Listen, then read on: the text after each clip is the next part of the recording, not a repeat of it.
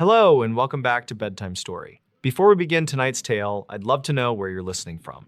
If these stories have become part of your nightly routine, consider leaving a like and subscribing. It really helps the channel. Now get comfortable, settle in, take a deep, calming breath, and let's begin. In this new story. For many people who grew up in Appalachia, childhood memories are filled with quiet gravel roads, front porch conversations, church gatherings, and endless forests stretching beyond the last fence line. Most of those memories are warm and familiar. Others have never been fully understood. They are remembered not because they were terrifying at the time, but because they became more unsettling with age. Adults who left the mountains decades ago often discover that the stories dismissed during childhood were shared by neighbors living miles apart, relatives who never met each other, and local officials who quietly documented incidents without ever finding convincing explanations. One investigation from eastern Kentucky began after a university folklore project unintentionally uncovered a pattern hidden within hundreds of interviews recorded across several mountain communities. In the spring of 2021, researchers from Eastern Kentucky University launched a historical preservation project designed to document childhood memories from residents over the age of 65. The interviews focused on everyday life between the 1950s and 1970s, including farming, coal mining, school life, and family traditions. More than 200 interviews were completed across 5 counties during the first year. While reviewing transcripts, researchers noticed an unexpected similarity appearing in dozens of unrelated conversations. Without being prompted, many participants recalled being warned by parents and grandparents never to answer unexplained knocking heard outside the house after dark, regardless of who they believed was calling. At first, researchers assumed the warning reflected ordinary safety advice common in isolated rural communities. As more interviews were completed, however, the descriptions became increasingly specific. Nearly every participant remembered hearing exactly the same instruction during childhood. If knocking came after sunset and no vehicle had been heard approaching the property, children were expected to remain indoors until an adult personally confirmed who was outside. Looking through windows was discouraged. Opening the front door without permission was considered unacceptable. Several interviewees recalled grandparents insisting that familiar voices calling from the darkness should also be ignored unless the caller could clearly be seen from inside the house. Although each family explained the warning differently, the rule itself remained remarkably consistent across communities separated by mountains, rivers, and county lines. Few participants could remember where the tradition had originated. Almost everyone remembered following it without question. Curious whether the interviews reflected folklore or actual historical events, researchers contacted county historical societies and local sheriff's offices searching for older records involving nighttime visitors. Most agencies possessed only limited archives dating back several decades, yet retired deputies volunteered personal recollections from earlier in their careers. Several remembered responding to calls involving residents who believed someone had been walking between isolated homes late at night without ever approaching close enough to be identified. Investigations rarely uncovered evidence of criminal activity beyond occasional footprints disappearing into nearby woods. None of the deputies connected the reports to local traditions until researchers compared the interview transcripts with archived incident summaries collected throughout the region. One file from 1978 attracted particular attention. Shortly after midnight, 3 neighboring families living along the same mountain road independently contacted the sheriff's office within less than 20 minutes. Each reported hearing repeated knocking at the front door, followed by footsteps moving slowly across wooden porches before disappearing into darkness. Deputies arrived expecting attempted burglaries or vandals.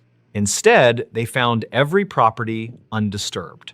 Fresh rain had softened the soil surrounding the homes, yet investigators located only footprints belonging to the homeowners themselves after they stepped outside once officers arrived. No additional tracks approached or departed any of the 3 houses. Detectives eventually closed the case after finding no evidence that anyone else had been present. Researchers expanded their study beyond law enforcement records by interviewing retired mail carriers, school bus drivers, volunteer firefighters, and church ministers who had spent decades traveling remote Appalachian roads. Many independently described childhood customs that younger generations rarely discussed anymore.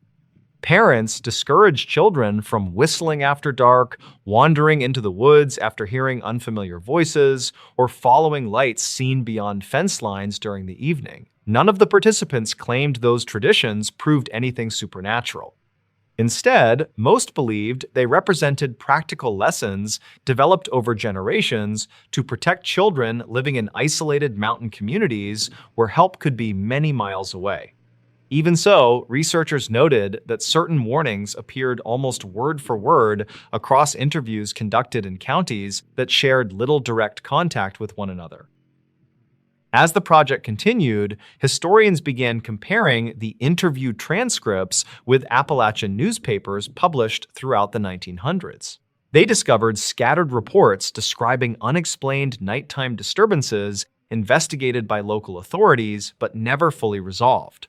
Most involved residents hearing persistent knocking, footsteps around empty farmhouses, or unidentified individuals seen standing near property lines before quietly disappearing into surrounding forests.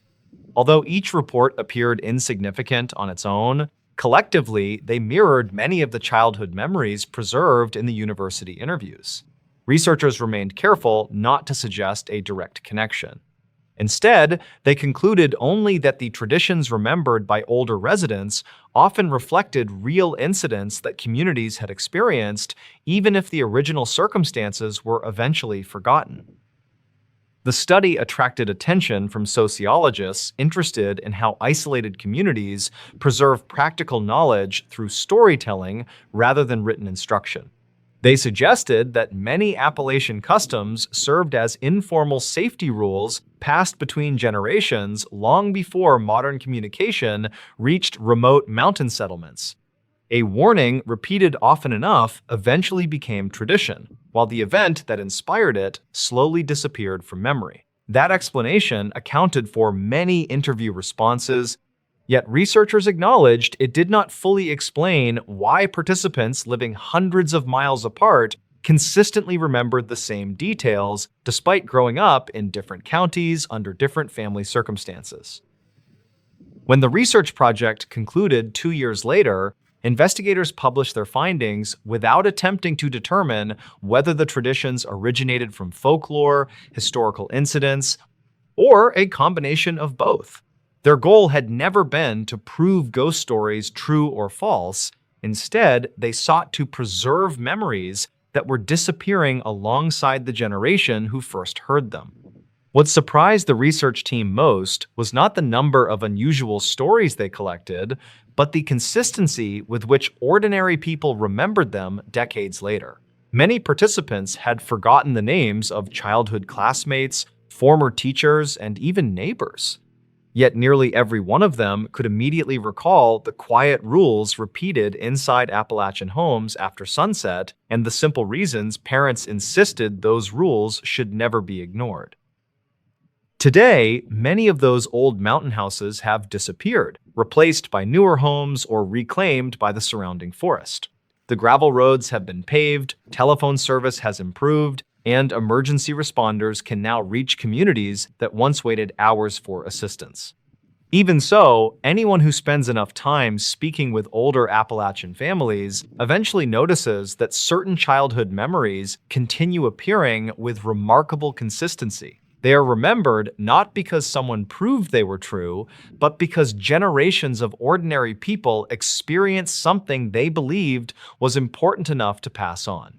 Whether those stories reflected forgotten history, practical survival, or something no one has ever fully explained remains unanswered. That uncertainty, more than the stories themselves, is what people who grew up in Appalachia have never forgotten.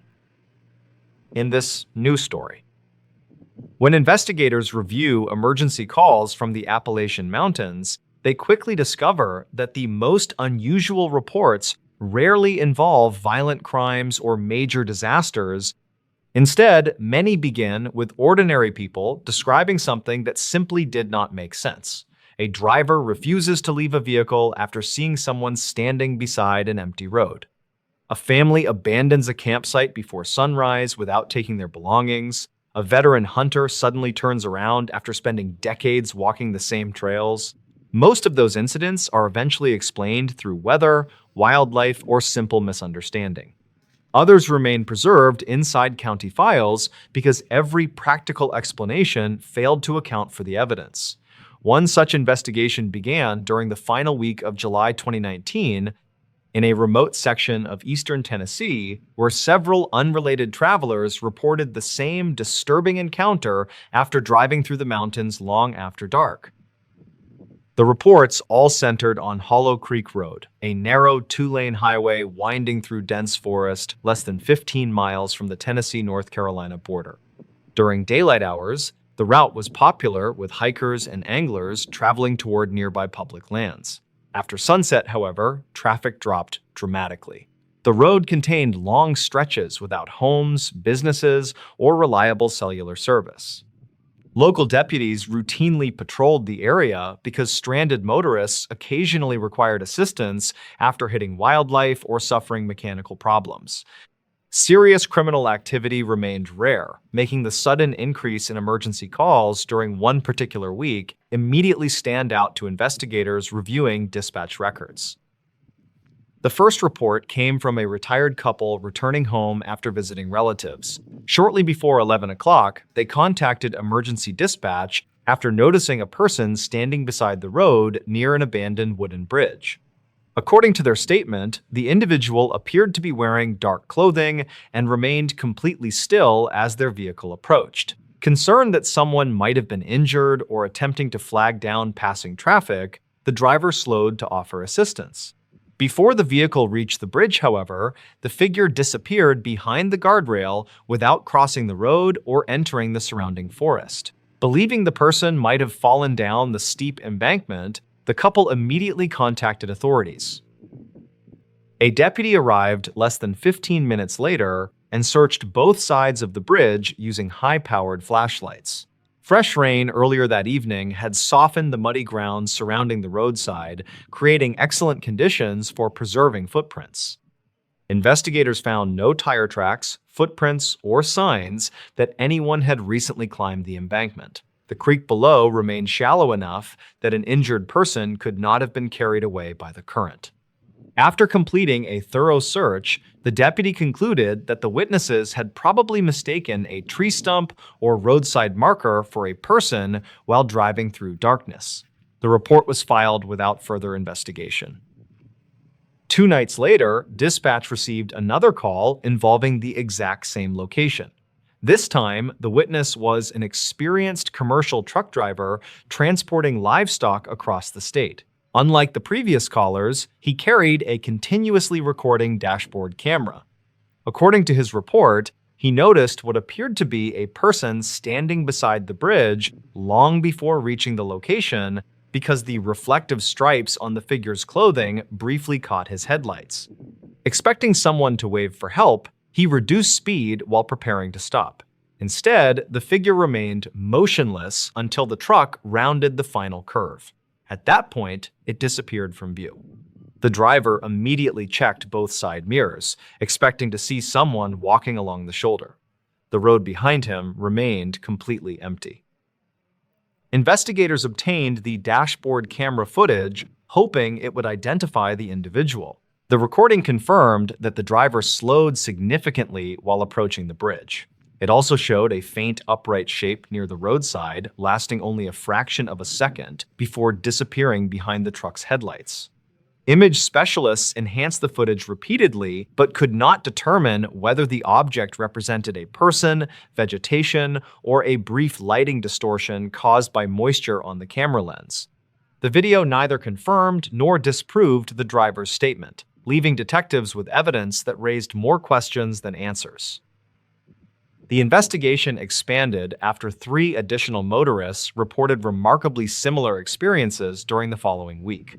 None of the witnesses knew one another, and each contacted emergency dispatch before local media became aware of the earlier reports. Every statement described the same section of Hollow Creek Road. Every witness believed they had seen someone standing beside the abandoned bridge. Every search conducted immediately afterward found nothing. Detectives carefully compared timelines, weather conditions, traffic volume, and witness backgrounds, expecting to identify a common factor linking the reports. The only consistent element remained the location itself. Rather than increasing routine patrols, the sheriff assigned 2 deputies to remain hidden near the bridge during several consecutive nights. Their objective was simple. If someone was deliberately frightening motorists, officers intended to intercept the individual before another emergency call occurred. The deputies positioned their vehicles well away from the highway and monitored the bridge using night vision equipment. Hours passed without incident. Shortly before midnight on the 3rd night, one deputy observed a vehicle suddenly slowing as it approached the bridge before accelerating away moments later. Dispatch immediately received another call from the driver reporting a person standing beside the roadway. The deputies reached the exact location in less than 40 seconds. Once again, nobody was there. Following that incident, engineers from the Tennessee Department of Transportation inspected the roadway, searching for reflective signs, damaged guardrails, unusual shadows, or roadside objects capable of creating the illusion of a standing person under certain lighting conditions. Surveyors mapped every tree, utility pole, and roadside marker visible from approaching vehicles. Computer simulations using identical vehicle headlights failed to recreate the appearance consistently described by witnesses. Although several combinations of shadows briefly resembled human shapes, none matched the reported height, position, or timing documented throughout the investigation. Detectives reluctantly ruled out the possibility that every witness had experienced the same optical illusion. As investigators reviewed older county archives, they discovered something unexpected. Nearly 23 years earlier, highway maintenance supervisors had submitted several reports describing motorists stopping along the same bridge after believing someone had been standing beside the road. Those reports contained no mention of ghost stories, local legends, or supernatural explanations. Instead, maintenance crews requested additional warning signs because drivers repeatedly braked unexpectedly while passing through the area after dark. The request was eventually denied after engineers failed to identify any roadway hazard requiring corrective action. The documents were quietly archived and forgotten until the current investigation brought them to light decades later. The sheriff officially closed the case after 6 weeks without identifying a suspect, uncovering evidence of criminal activity, or documenting additional reports. No missing persons were connected to the location, and no witnesses ever claimed the figure attempted to approach their vehicles or communicate with them. Detectives deliberately avoided labeling the incident as paranormal, concluding only that repeated witness observations could not be explained using the available evidence. Even today, Hollow Creek Road remains open to public traffic, carrying thousands of vehicles every year without incident. Yet, among local deputies who worked the investigation, one memory has endured. Every driver who reported the mysterious figure described the same reaction before contacting emergency dispatch. None believed they had encountered a ghost. Every one of them believed they had seen an ordinary person who desperately needed help. That simple assumption was exactly what brought them back to the bridge, and exactly what they could never explain. For 20 years, nobody entered this Appalachian cabin.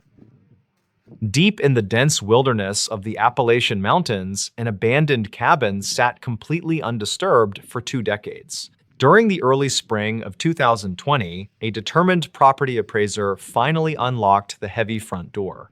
What he discovered inside the dusty, rotting structure remains a highly debated topic among regional law enforcement today. Archive notes from the subsequent state police investigation describe a highly disturbing scene that defies simple logical explanation.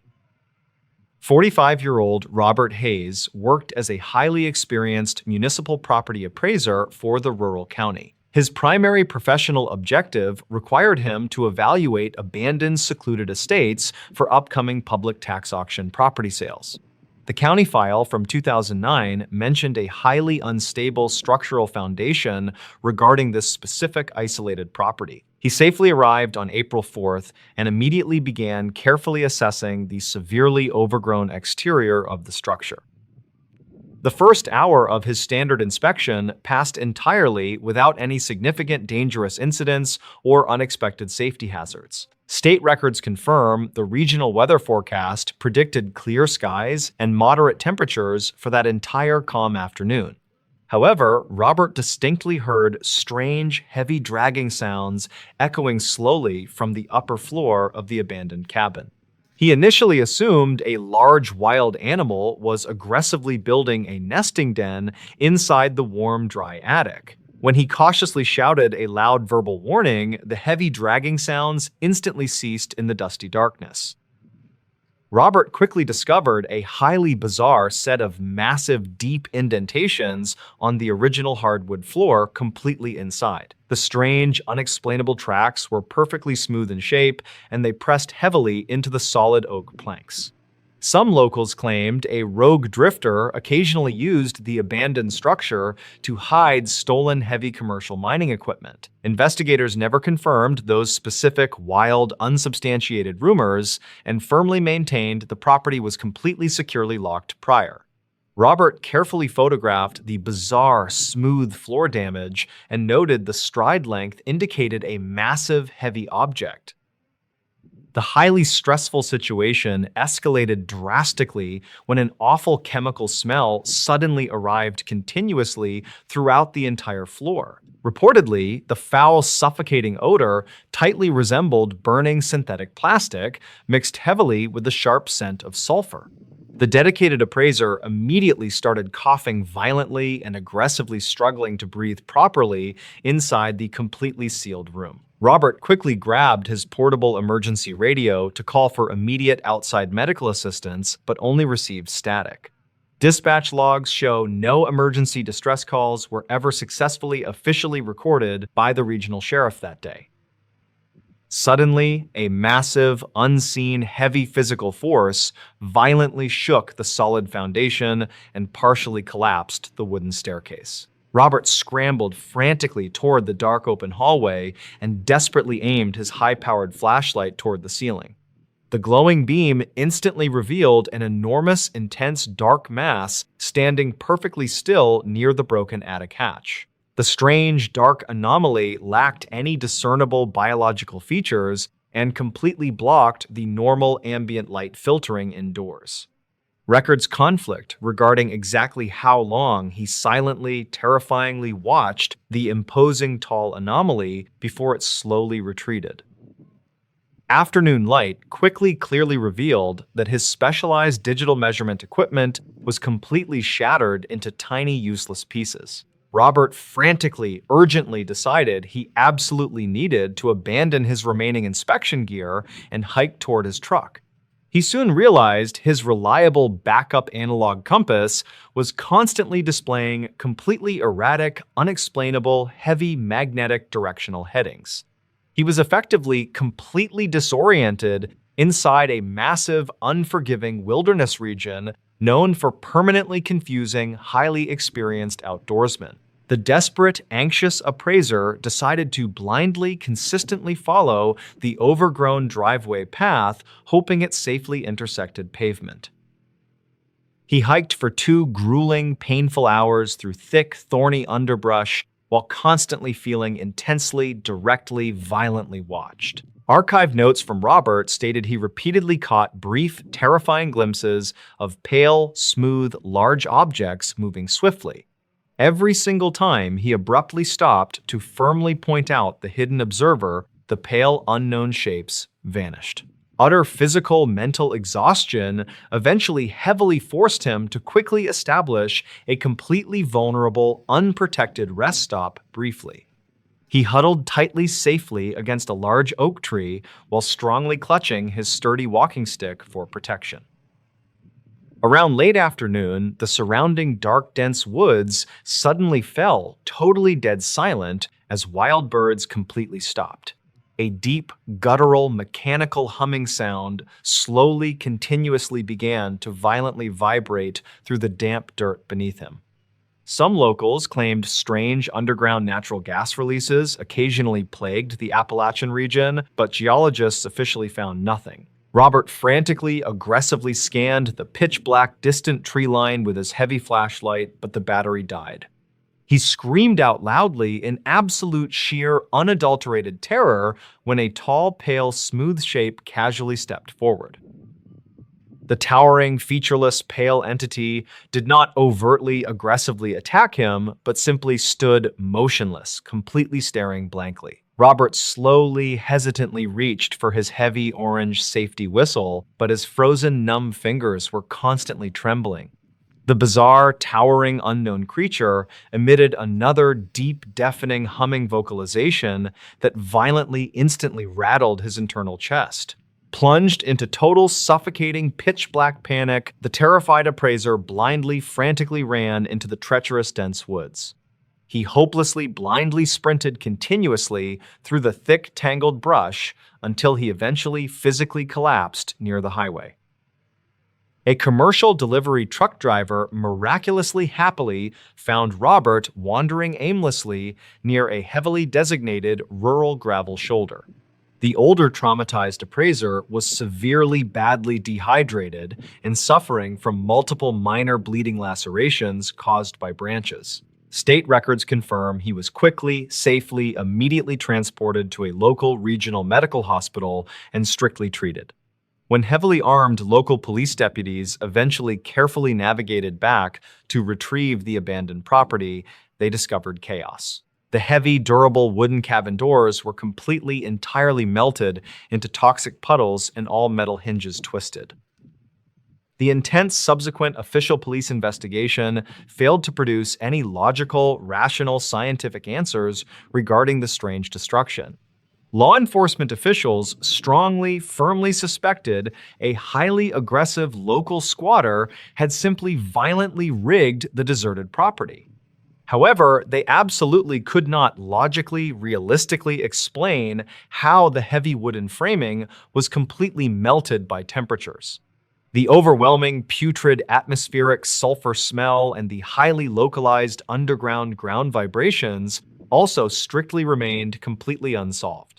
Robert permanently fully abandoned his promising county property appraisal career and rapidly moved to a bustling, noisy city. He completely, absolutely, strictly refused to conduct any further public media interviews regarding his terrifying, unexplainable cabin experiences. He eventually, quietly, safely wrote a highly obscure, completely anonymous internet blog detailing his intense, lingering, severe trauma. Reportedly, he deeply severely suffered from chronic, daily heavy insomnia and constant, terrifying nightmares featuring tall, smooth entities.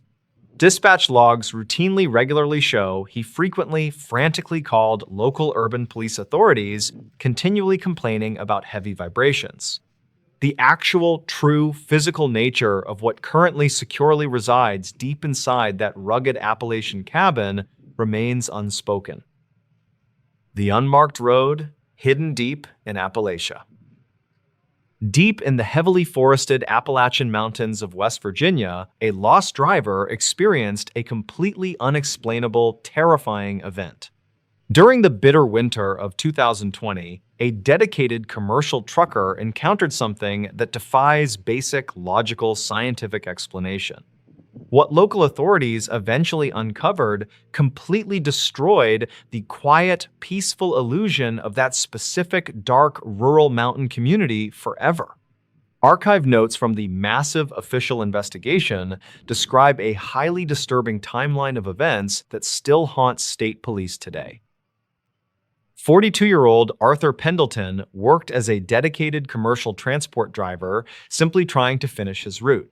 His isolated route forced him through a highly outdated rural mountainous region located miles away from any major modern interstates. His primary daily objective required him to safely deliver heavy industrial equipment completely alone during the long, dark winter nights. The county file from 2009 actually mentioned several highly unusual missing traveler cases originating from that exact region. Arthur arrived on November 12th and immediately began carefully navigating the icy, narrow roads while listening to the quiet radio. The first quiet, freezing hours passed entirely without any significant dangerous incidents, as the exhausted driver cautiously navigated sharp turns. State records confirm that severe, scattered winter storms unexpectedly bypassed their specific elevation despite highly ominous regional weather forecast predictions. However, Arthur stopped his massive truck shortly after midnight because he clearly saw a massive fallen tree blocking the highway. He initially assumed a severe winter windstorm had aggressively knocked the massive dead pine completely across the designated rural road. When he cautiously looked directly at his digital navigation map, he noticed a highly obscure, unmarked dirt bypass road nearby. Arthur aggressively turned his heavy commercial vehicle onto the unpaved path, hoping to safely bypass the massive, solid wooden obstruction. The highly stressful situation escalated drastically during that dark hour when an awful chemical smell suddenly arrived continuously inside there. Reportedly, the foul, suffocating odor tightly resembled burning synthetic plastic, mixed heavily with the sharp scent of raw industrial sulfur. The isolated, terrified driver immediately started coughing violently and aggressively struggling to breathe properly inside the completely sealed truck cabin. Arthur quickly grabbed his portable emergency radio to call for immediate outside medical assistance, but only received loud, aggressive static. Dispatch logs show no emergency distress calls were ever successfully officially recorded by the regional sheriff department during that night.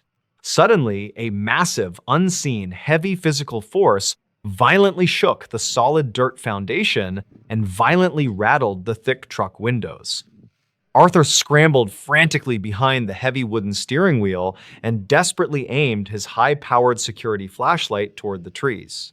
The glowing beam instantly revealed an enormous, intense, dark mass standing perfectly still directly behind the parked commercial delivery truck. The strange dark anomaly lacked any discernible biological features and completely blocked the normal bright ambient light from the moon. Records conflict regarding exactly how long he silently, terrifyingly watched the imposing tall anomaly before it slowly, finally, silently retreated. Arthur frantically, urgently insisted he absolutely needed to completely abandon the dangerous dirt road and aggressively reverse his heavy vehicle. He completely strongly pushed the heavy transmission lever, but he soon realized the main electrical engine panel was displaying sparks. He was effectively hopelessly trapped inside a massive, unforgiving wilderness region known for permanently disorienting, highly experienced commercial delivery drivers. The desperate, anxious driver decided to blindly, violently run toward the back, hoping to retrieve his heavy defensive metal tools.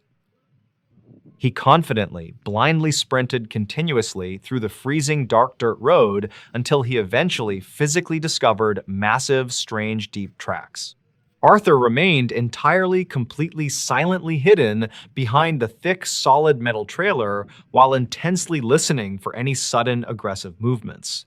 Archived notes from Arthur stated he repeatedly caught brief, terrifying glimpses of pale, smooth, large objects moving swiftly near trees. Every single time he abruptly, cautiously raised his head to firmly point out the hidden observer, the pale shapes vanished.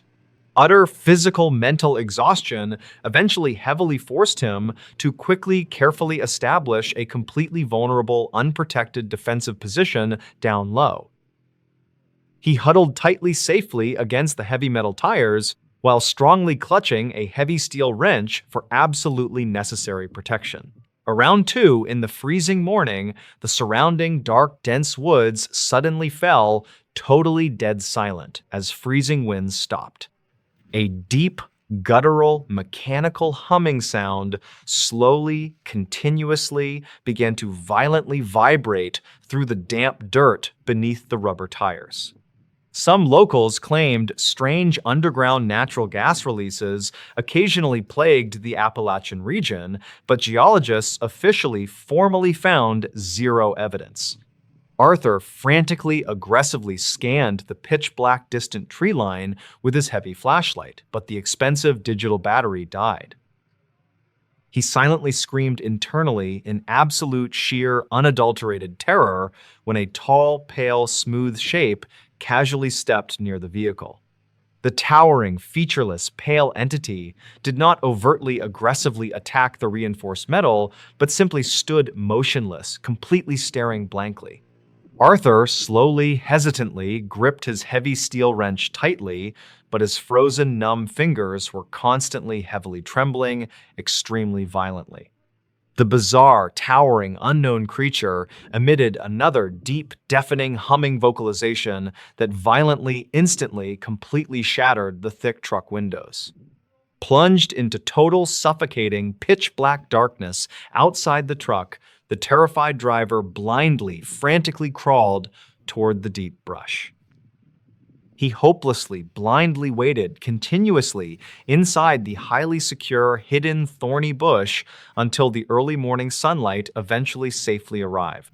A commercial timber delivery operator miraculously happily found the rural vehicle completely abandoned near the heavily designated gravel access channel.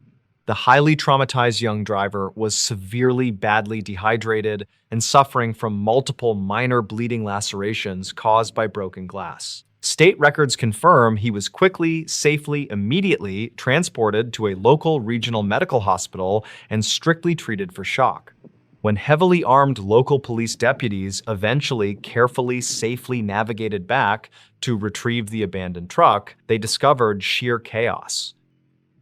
The heavy, durable steel vehicle doors were completely, entirely melted into toxic puddles, and all metal engine components were twisted.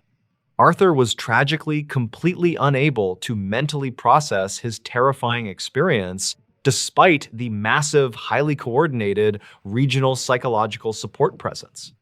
Highly trained tracking search dogs completely, entirely lost any distinct individual scent trails near the steep edge of the woods. Law enforcement officials strongly, firmly suspected the blindly, quickly fleeing driver accidentally, entirely hallucinated the terrifying, massive, deep, dark entity. However, they absolutely could not logically, realistically explain how the heavy steel doors were completely melted by extreme high temperatures. The overwhelming, putrid atmospheric sulfur smell and the highly localized underground ground vibrations also strictly remained completely, totally, officially unsolved. Arthur completely, permanently, fully abandoned his promising commercial transport delivery plans and rapidly moved to a bustling, noisy, populated city. He completely, absolutely, strictly refused to conduct any further public media interviews regarding his terrifying, unexplainable, deep, dark road experiences. He eventually, quietly, safely wrote a highly obscure, completely anonymous internet blog detailing his intense, lingering, severe, heavy psychological trauma. Reportedly, he deeply, severely suffered from chronic daily heavy insomnia and constant terrifying nightmares featuring tall, faceless, smooth, looming entities. Dispatch logs routinely regularly show he frequently frantically called local urban police authorities, continually complaining about strange, heavy mechanical vibrations. The deep, dark, isolated, unmarked mountain road remains mostly, completely, thoroughly abandoned and deeply, heavily feared by many local residents. Experienced local rural highway patrolmen actively, aggressively, strictly discourage overly ambitious amateur novice drivers from widely exploring that specific acreage. Official public state records conflict regarding the actual total highly accurate number of missing traveler cases strictly linked to wilderness. Some ambitious, independent amateur internet investigators occasionally dangerously completely venture into the dark, unmarked road, hoping to finally capture evidence. Most of them always safely return completely empty-handed, while a few others quickly emerge with deeply unsettling, disturbing stories. The absolute, total, complete lack of any definitive, hard physical evidence heavily, continually, profoundly frustrates those who genuinely believe Arthur. The completely destroyed internal security cameras conveniently, completely, permanently erased any potential digital visual proof of the giant outside entity. Vociferous internet online skeptics constantly, loudly, aggressively argue that sheer blind panic and total utter darkness easily successfully transformed reality. Archive notes carefully, thoroughly gathered from the official local police investigation confidently, strictly concluded that an undocumented toxic gas leaked. Yet the exact, highly specific, true physical origin nature of those massive, perfectly smooth circular tracks remains completely officially contested. University biology science experts quickly, easily, permanently dismiss the crazy, ridiculous, bizarre idea of a completely unknown, massive humanoid animal. They firmly, constantly, strongly argue that an active, healthy, massive breeding population of large hidden creatures would leave physical evidence. No unusual animal organic hair samples or strange skeletal biological bone remains have ever been definitively, positively, completely, conclusively linked. Some locals claimed the federal, national, centralized government quietly, aggressively, permanently suppressed the actual truth to secretly protect classified operations. Investigators never confirmed any grand, illegal, hidden conspiracy and simply, safely, permanently, officially closed the bizarre, terrifying, unmarked road case. Arthur constantly refuses to leave his secure concrete urban apartment whenever the winter season finally slowly descends upon the city. He strictly, violently demands that every single heavy deadbolt lock remains securely fastened throughout the entire duration of the night.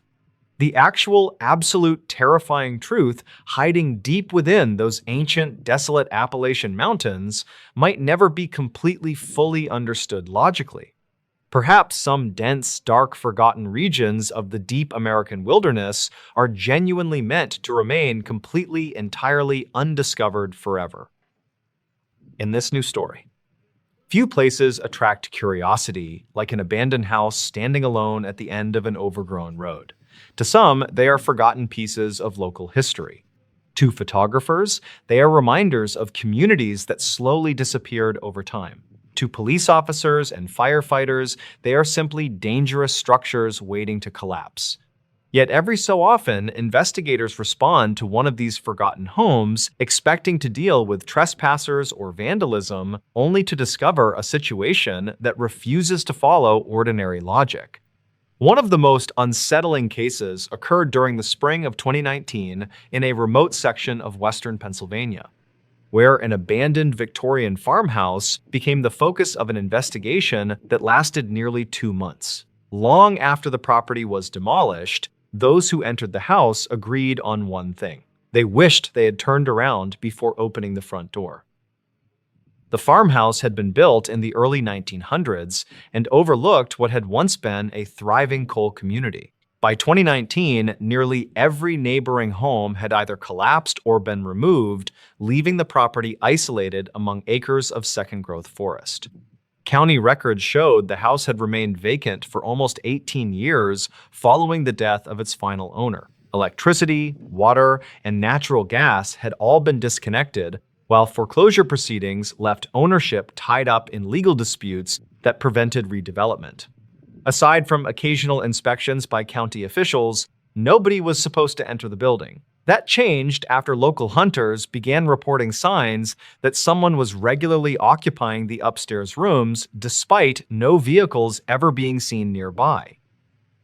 The reports initially seemed routine. Hunters described curtains moving behind broken windows, footsteps echoing across the second floor shortly before sunrise, and fresh tire tracks appearing on the muddy access road before vanishing several hundred yards from the property.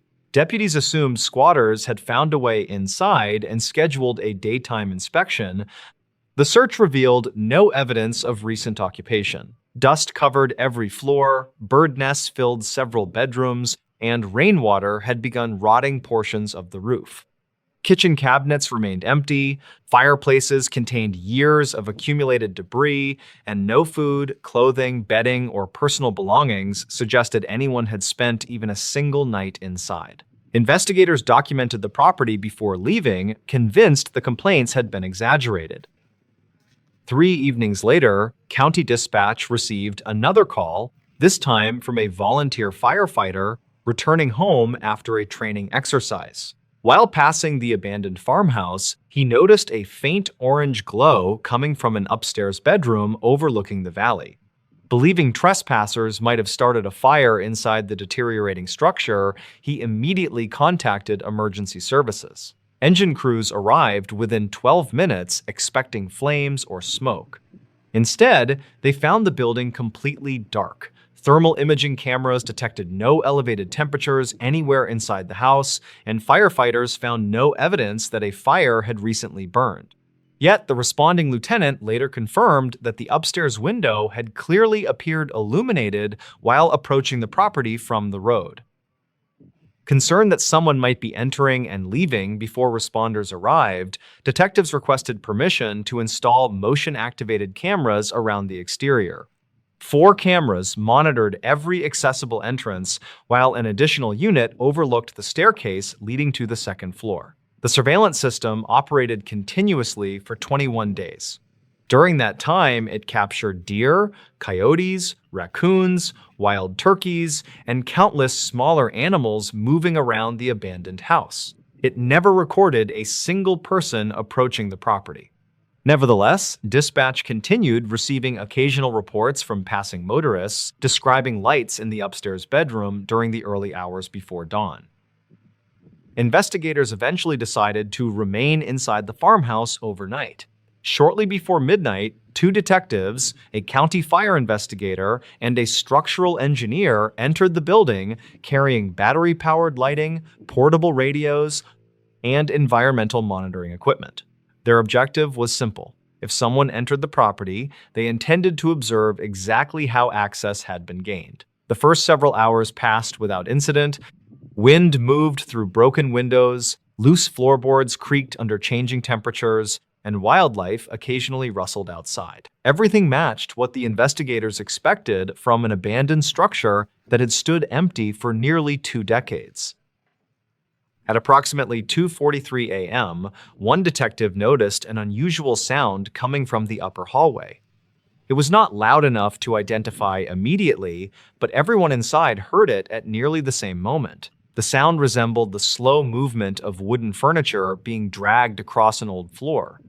Believing someone had entered through an unseen opening, the investigators climbed the staircase together and searched every room one by one. Each bedroom remained exactly as documented during previous inspections. Layers of dust remained undisturbed, windows were locked from the inside, and no footprints appeared on the floor beyond those made by the investigators themselves. The sound stopped as suddenly as it had begun and never repeated during the remainder of the night. The following morning, technicians downloaded every surveillance recording collected during the overnight operation. The exterior cameras showed no activity around the house. The interior camera, aimed directly at the staircase, revealed the investigators ascending together after hearing the unexplained sound. Nothing unusual appeared before or after that moment. Audio analysis, however, detected the same scraping noise recorded simultaneously by 3 separate body cameras carried by investigators on the second floor. Because the sound originated on independent recording devices positioned in different rooms, forensic analysts concluded it had occurred within the building itself rather than through radio interference or equipment malfunction. Even so, no source could be identified. Several weeks later, engineers determined the deteriorating farmhouse posed an immediate safety risk and recommended demolition. Before heavy machinery arrived, investigators completed one final examination, hoping structural removal might reveal concealed rooms, hidden crawl spaces, or evidence of unauthorized occupation overlooked during earlier searches. They found nothing. Once the building had been reduced to its foundation, the county graded the site and removed the remaining debris. From that day forward, no additional reports of lights, footsteps, or unexplained activity were ever received from the location. The investigation officially closed without identifying trespassers, criminal activity, or a mechanical explanation for the repeated witness reports. Detectives involved in the case have consistently avoided describing the farmhouse as haunted, emphasizing that the evidence never supported such a conclusion. What they do acknowledge is far simpler. Independent witnesses repeatedly described the same upstairs room. Firefighters personally observed a light that left no physical trace. Investigators recorded an unexplained sound inside an otherwise empty structure, while every entrance remained under surveillance. None of those observations proved anything extraordinary, but together they created a case that resisted every ordinary explanation. Years later, among those who walked through the abandoned farmhouse, believing they were about to solve a simple trespassing complaint, the memory that remains strongest is not what they discovered inside. It is the lingering realization that they left with fewer answers than they had when they first stepped through the front door. In this new story, true creepy and scary horror stories from the Appalachian Mountains. In the autumn of 2021, a 24-year-old hiker named Elias Thorne, who worked as a land surveyor, entered the dense timber of the Monongahela National Forest for a weekend trek.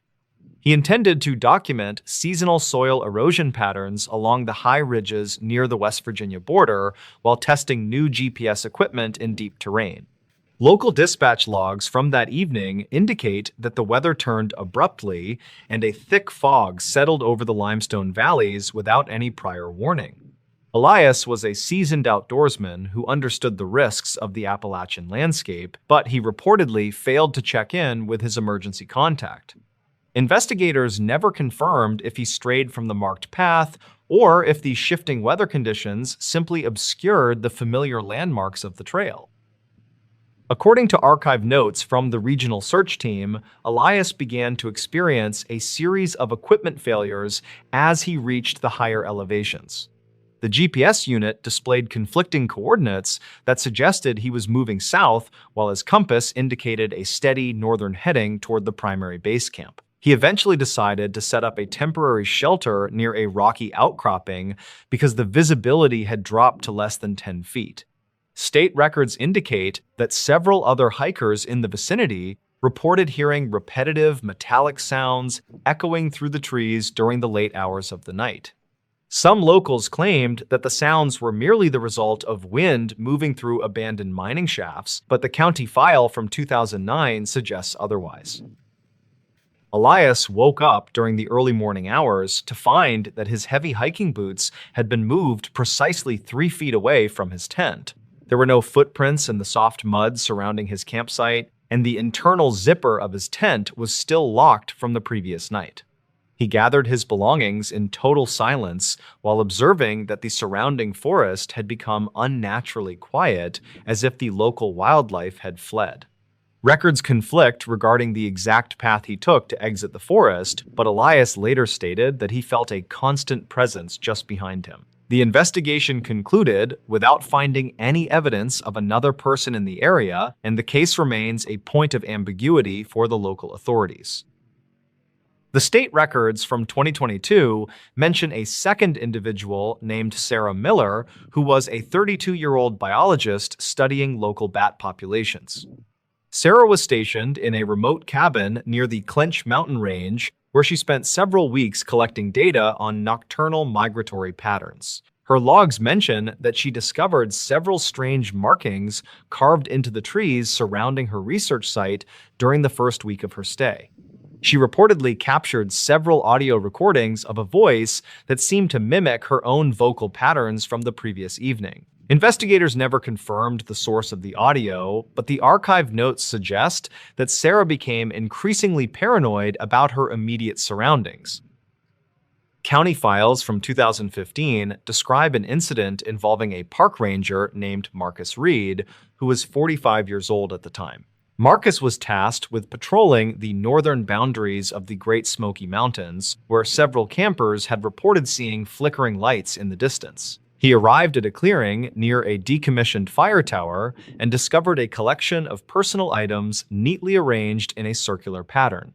The items included a digital watch and a pair of spectacles that appeared to belong to a missing person from 2012. Dispatch logs indicate that Marcus requested immediate backup after hearing a heavy breathing sound coming from the darkness just beyond his flashlight beam.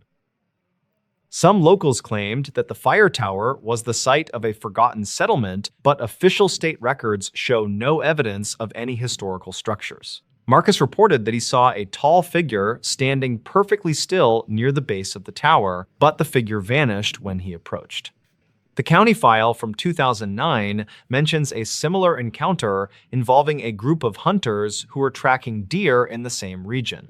These men reportedly abandoned their equipment and fled the area after witnessing a series of blue flashes emanating from the forest floor. Investigators never confirmed the cause of the flashes, and the terrain was later declared off-limits for several months following the incident. A third individual, named James Bennett, was a 50-year-old retired police officer who enjoyed solo camping trips in the Blue Ridge Mountains. In the spring of 2016, he planned a 5-day excursion through a section of the forest known for its treacherous slopes. James was equipped with a high-frequency radio and a detailed map of the region that he had used for over 20 years. Archive notes indicate that he sent a brief transmission on the second night, stating that he had found an unmarked cave entrance. The transmission ended abruptly with a sharp static noise that the dispatch center was unable to filter or identify using standard equipment. Search teams arrived at the coordinates of the cave entrance only to find that the opening had been blocked by a massive rockfall. They discovered James's radio sitting on top of a flat stone, but there was no sign of a struggle or any physical tracks. Records conflict about whether the rockfall was a natural occurrence or if it had been triggered by an external force during the night.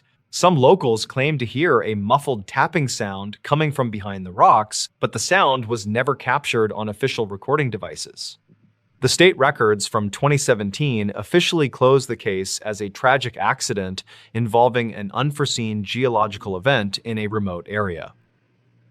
Investigators later discovered a series of photographs on James's camera that depicted a dark corridor lined with what appeared to be rusted metal doors. The photographs were blurry, and the light source was insufficient to provide a clear view of what lay beyond the threshold of the cave. Dispatch logs from that period show that several unauthorized individuals attempted to access the site before it was permanently sealed by the county. The county file from 2009 mentions a local legend about a hidden facility, but no evidence of such a place exists. James remains missing, and the true nature of the unmarked cave entrance continues to be a subject of intense local debate. In the winter of 2018, a 29-year-old geographer named Thomas Vance traveled to the rural outskirts of Kentucky. Thomas was employed by a private environmental firm to map the underground water tables and limestone aquifers hidden beneath the rugged hills. He reportedly established a base camp in a valley that local residents often avoided due to the frequent presence of heavy ground mist. State records from that month indicate that Thomas made several calls to his supervisor regarding anomalous readings on his seismic detection tools. The readings suggested that a large hollow space existed directly beneath his tent, but no known maps indicated any subterranean tunnels. According to dispatch logs, Thomas reported that the ground beneath his feet felt like it was vibrating rhythmically every night at 3 a.m. He decided to document the phenomenon using a high-sensitivity microphone and a series of motion sensors placed around the valley floor. Archived notes show that Thomas recorded a sound that resembled a low-frequency hum that caused structural damage to his electronic gear. Investigators never confirmed the source of the vibration, but the county file from 2009 mentions similar reports from local farmers. Thomas was found 3 days later wandering along a remote logging road in a state of deep confusion and physical exhaustion. He reportedly claimed that he had seen a series of vertical shafts hidden beneath the thick brush that were lined with smooth glass. The state records indicate that Thomas had lost all memory of how he had escaped the valley or where his equipment went. Search crews returned to the campsite, but they discovered that the entire area had been swept clean of any human presence. Even the flattened grass where his tent had stood was now standing upright as if no weight had ever been applied. Records conflict on whether Thomas suffered from a medical episode or if he had encountered an undocumented geographic feature in the hills. In this new story, every July, millions of Americans leave home believing the most dangerous part of their vacation will be heavy traffic, bad weather, or a flat tire somewhere along an unfamiliar highway. Most return with photographs, souvenirs, and stories they'll happily tell for years. Others return with experiences they rarely mention, not because no one would believe them, but because they still cannot explain what happened. Over the last 4 decades, sheriff departments, state police agencies, and local newspapers across the United States have quietly documented dozens of unusual reports connected to July road trips.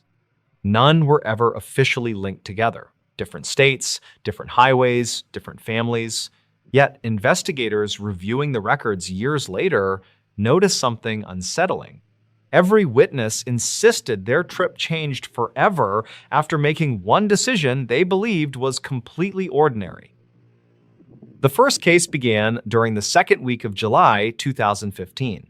Robert and Lisa Campbell had spent nearly 6 months planning a 2-week road trip from Missouri to Yellowstone National Park. Both were recently retired school teachers who preferred scenic backroads over busy interstates.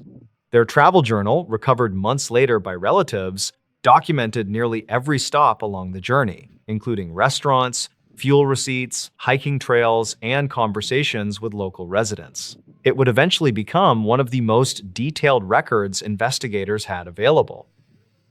On July 10th, shortly after leaving eastern Wyoming, the couple stopped at a small family-owned diner where another customer suggested a little-known scenic highway that crossed hundreds of miles of open prairie before reconnecting with the interstate farther north.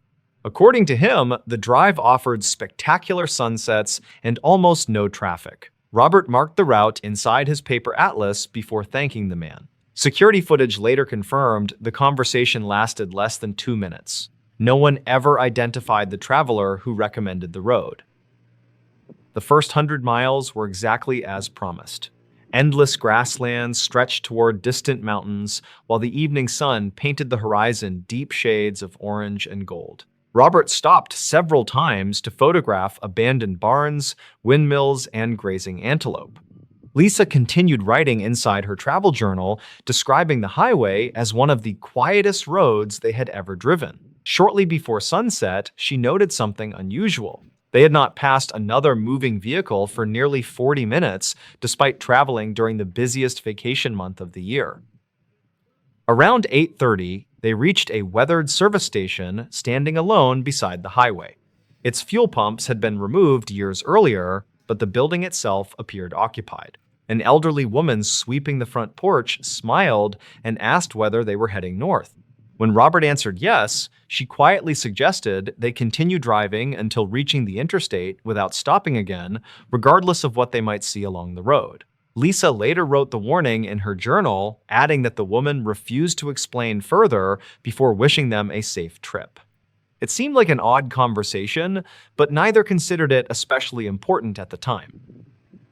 Just after darkness settled across the prairie, Robert noticed headlights appearing several miles behind them. The vehicle never seemed to get closer, despite maintaining exactly the same speed for nearly 20 minutes. Whenever Robert slowed slightly, the distant headlights slowed as well. When he accelerated, they accelerated too. Curious, he eventually pulled onto the shoulder, expecting the other driver to pass. Instead, the headlights stopped almost half a mile away and remained perfectly still. After waiting several minutes, Robert returned to the highway. The distant lights resumed, following at exactly the same distance. They reached the interstate shortly before 10 and immediately noticed the headlights disappear. Relieved, they continued toward Billings without discussing the incident further. The following morning, while reviewing photographs from the previous evening, Lisa discovered something unexpected. One image, captured during sunset, clearly showed the highway stretching behind their vehicle for several miles. There were no headlights anywhere on the road. The timestamp matched the exact period when both insisted another vehicle had been following them. Photography specialists later confirmed the image showed no signs of digital alteration. The second case occurred 3 years later during July 2018 in northern Maine. Brothers Kevin and Thomas Riley planned a fishing trip near the Canadian border. Their route crossed long stretches of forest where gas stations became increasingly rare after sunset. Shortly after 9, they stopped at a lonely convenience store to buy coffee and ask about the quickest route to their rented cabin. The cashier looked toward the parking lot before asking whether they had seen an older green station wagon parked outside. Both brothers turned toward the windows. The parking lot contained only their pickup truck. When they answered no, the cashier quietly apologized and changed the subject. Less than an hour later, Kevin noticed an older green station wagon parked beside the highway with its hood raised. Assuming someone needed assistance, he slowed almost to a stop. Before either brother could open the doors, another pickup traveling in the opposite direction repeatedly flashed its headlights. The driver leaned out his window and shouted only 3 words, "Keep driving now." Kevin accelerated without hesitation. When they glanced back through the rear window, less than 30 seconds later, the station wagon had disappeared. The shoulder where it had been parked stretched empty beneath the moonlight. State police later confirmed no disabled vehicles were reported anywhere along that section of highway that evening. The final case came from southern West Virginia during July 2022. Emily Foster, a travel nurse from North Carolina, accepted a temporary assignment in Charleston and decided to spend several days exploring small Appalachian towns before beginning work. Unlike the previous witnesses, Emily carried a dashboard camera recording continuously throughout the trip. Shortly after entering an isolated mountain highway, she encountered a handwritten detour sign directing traffic away from ongoing bridge repairs. The route eventually led through a nearly abandoned coal community where every storefront appeared empty except one small grocery store still displaying fresh produce outside the entrance. Emily purchased bottled water, spoke briefly with the elderly owner, and continued driving. The receipt recovered from her wallet showed the purchase occurred at 4:23 that afternoon. 3 weeks later, curious about the unusual town, Emily attempted to revisit the grocery store while returning home. She never found it. Local residents insisted no grocery had operated there for nearly 15 years. Historical records later confirmed the building had been destroyed during a flood long before Emily claimed to have stopped there.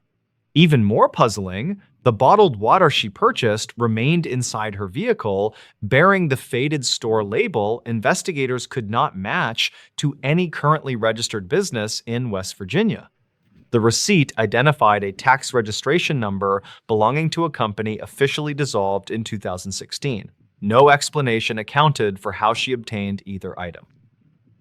Years later, a transportation researcher comparing unusual travel reports noticed an unexpected connection linking all 3 cases. None involved violence, none resulted in disappearances. Every traveler returned home safely, yet each witness received an unexplained warning from a stranger shortly before experiencing something investigators could never verify. The warnings differed only slightly. Keep driving. Don't stop. Stay on the highway, reach the interstate before dark. No official investigation ever determined why those warnings appeared so consistently across different states separated by thousands of miles. Perhaps they meant nothing at all. Or perhaps every July, somewhere along America's loneliest highways, ordinary travelers unknowingly pass through places where experienced locals understand one simple rule far better than any map ever could. The Whispering Ridges of Blackwood Canyon. The eastern slopes of the mountain range remained largely unmapped during the late 19th century, attracting only the most resilient timber cruisers and surveyors. In the autumn of roughly 80 years ago, a team of 4 experienced land surveyors established a base camp in a deep, heavily forested valley known locally as Blackwood Canyon. Their objective was to plot the boundaries of a proposed timber reserve, a task requiring them to spend several weeks in total isolation from the nearest settlement. The environment was characterized by dense stands of old-growth Douglas fir, steep rocky terrain, and a silence so profound that the men initially remarked on the complete absence of typical forest sounds. By the 4th day of the expedition, the routine nature of their work began to shift, as a series of unexplained auditory sensations disrupted the camp. The men reported hearing what sounded like distant, rhythmic chanting that seemed to emanate directly from the stone walls of the canyon rather than from any distinct physical source. The lead surveyor, a veteran of wilderness campaigns named Thomas Albright, noted in his logs that the sounds did not align with any known wildlife or geological activity. The noises typically began just after sundown, starting as a low-frequency hum that vibrated through the ground before transitioning into distinct, modulated cadences resembling human speech. When the crew attempted to trace the sound, they found that its apparent direction shifted constantly, making it impossible to pinpoint an origin point. The younger members of the crew, including a transit operator named Edward Lynn, expressed growing discomfort, describing a sensation of intense pressure in their ears whenever the chanting commenced. Despite their unease, the team maintained their daily schedule, attributing the phenomenon to unusual wind currents passing through the narrow rock formations higher up the ridge. However, the lack of any significant wind during those chilly, still autumn nights quickly complicated that rationalization. As the first week drew to a close, the auditory disturbances escalated from distant hums to loud, distinct vocalizations that appeared to occur much closer to the perimeter of their camp. On the night of October 12th, all 4 men awoke simultaneously to the sound of a single, sustained note that seemed to vibrate the very canvas of their tents. Albright exited his tent with a lantern, but found nothing in the surrounding woods, except for a peculiar, localized mist that hung low to the ground despite a clear sky overhead. The camp dog, a large retriever known for its reliable tracking instincts, refused to leave the shelter of the supply wagon and spent the remaining hours of the night whimpering. The next morning, the crew discovered that their brass surveying instruments, which had been securely locked in wooden cases, were completely out of alignment, their delicate internal needles pointing wildly away from magnetic north. The psychological toll of the continuous, unexplained noise began to manifest in the behavior of the crew members, who reported experiencing vivid, recurring dreams of vast subterranean spaces. Lynn, in particular, became increasingly obsessed with the idea that the sounds were a form of communication, spending his evening hours sitting at the edge of the firelight, listening intently to the darkness. His journals from that week contained frantic attempts to transcribe the phonetic patterns of the chanting, resulting in pages of repetitive, nonsensical symbols that bore no resemblance to any known language. The other men attempted to dissuade him from his isolation, but a growing sense of irritability and mutual suspicion began to fracture the group dynamic. The shared perception of an unseen, listening presence in the valley created an atmosphere of pervasive dread that made sleep nearly impossible. By mid-October, the weather turned sharply colder, bringing heavy frost but no wind to explain the persistent acoustic phenomena. The team decided to accelerate their fieldwork in order to leave the canyon ahead of schedule, working longer hours in the rugged upper terrain. During these daytime excursions, the men began to experience sensory distortions, reporting that the forest appeared strangely flat and devoid of color, as if a thick veil had been drawn over the landscape. They also noted that their perception of time seemed heavily altered, with hours passing in what felt like mere moments, or conversely, a single afternoon stretching out into an agonizingly long ordeal. On several occasions, members of the party became momentarily separated in wide-open clearings, only to find themselves completely disoriented and unable to locate their companions who were standing less than 50 yards away. The peak incident occurred on the night of October 20th, during a period of total atmospheric stillness. The chanting, which had been absent during the day, returned with an unprecedented intensity that made conversation within the camp impossible without shouting. According to later accounts collected from the survivors, the sound did not seem to travel through the air, but rather originated from within their own skulls, creating an intense throbbing sensation behind their eyes. At approximately midnight, Lin abruptly stood up from his bed, walked past his companions without speaking, and strode directly into the unlit forest toward the steepest section of the canyon wall. Albright and the remaining crew grabbed lanterns and pursued him immediately, but the dense undergrowth and the overwhelming nature of the sound severely hindered their progress through the dark.